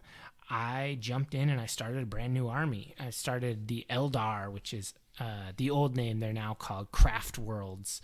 They're space elves, basically. And so I'm making a Eldar army, converting it and painting it. And if you're interested in Warhammer 40K, definitely check it out. It is not a cheapo hobby. You're going to drop several $100s on your army. But then again, if you're able to do that, if you're looking to drop $700 on a PlayStation 5 and $80 a game, this hobby's not really that much. It's actually cheaper. Yeah. And because some of your enthusiasm has rubbed off on me, and I've at least been doing research on this stuff. You definitely can find armies and stuff on eBay. And whatever, where people, they bought an army and they never used it, and they're just selling the whole thing off. So that's out there, and there is kind of ways to make the hobby more affordable. Yeah, there are starter boxes you can do that have like lots of models for low price. There's also other companies that make Warhammer 40K compatible models that if your local community is cool with it, which the Pacific Northwest community is definitely cool with it, you can use alternative models. It's not a big deal. You just have them look sort of like what you're trying to portray, and then be upfront about it, and everything's cool. So in a semi-related note to Warhammer 40K, I read 3 books called The Night Lords Trilogy by Aaron Dembski-Bowden. It's about a Chaos Space Marines chapter called The Night Lords. Space Marines are exactly what it sounds like. Dudes in power armor, flying through space, killing things. Yeah. And Chaos is like the forces of evil. They look very much like the power armor from Fallout. Oh, yeah, for sure. And I should phrase that in the reverse. The Fallout power armor looks very much like the Space Marines from 40K. Yeah, it's definitely inspired by. Yeah. And so I read this trilogy, the Night Lords trilogy, and these are bad guys, and they don't make apologies about being bad guys, but the author is so good about humanizing them, and they are very relatable characters. I extremely enjoyed that trilogy. I've been looking for other books by the same author, and I thought about there's a way to play Warhammer 40K where you only buy like 10 or fewer models for a force. It's called Kill Team. It's basically just a squad on squad, small gaming area. I was thinking about making a Kill Team of Night Lords, just inspired by that book. I mean, and I could do it just by buying 1 box of models. It would be less than $50, and I'd have like everything I need. I just need to paint them up, and of course I have a lot of paints, so why the hell not? Yeah, and you've really inspired me on some of this stuff, and you've clued me in on a couple of YouTubers that we should shout out, Squidmar and Miniac. Yeah. Just really valuable painting tutorial videos. Yeah, Squidmar is a Swedish dude who is a very high level painter. He does 3D printing of his own models and stuff, and he does all these amazing dioramas. He's killing it as a hobbyist, and he's also really entertaining as a YouTuber. And then Miniac is a dude from like Minnesota, and he's like a heavy metal guy. And so that's kind of his theme. Yeah, for sure. They both are. And they do collab videos like together. So definitely check out Miniac and Squidmar. And Miniac has a podcast called Trapped Under Plastic. Check that out. It's good. I'm a member of the Trapped Under Plastic Facebook group. I post there, contribute there pretty regularly. And I guess if we're shouting people out, there's a YouTuber named Juan Hidalgo who is my favorite tutorial guy. He's the best. And I follow him on Instagram. So if you just check out Juan Hidalgo, he'll come up on your socials. He's really good. Yeah. I'm glad that Dave brought this up for what he was into, because for whatever reason, before we even had any podcasts published, just had stuff on Instagram. A ton of our followers came from the tabletop wargaming community. We got a bunch of followers out of that group, and so good people. Yeah, we're the love is mutual, and we are gamers. We are. I have a long time tabletop wargamer, so I'm very glad that some of those folks have embraced the metaverse, even with a dearth of content. Yeah, just a few Instagram posts. So thanks for following, guys. All right. Well, that's what I'm into right now. And I already said what I was into right now. So I guess it's time for the call to action. All right. So please subscribe to us on your favorite podcatcher and rate us generously. A 5-star review costs you nothing, but means everything to us.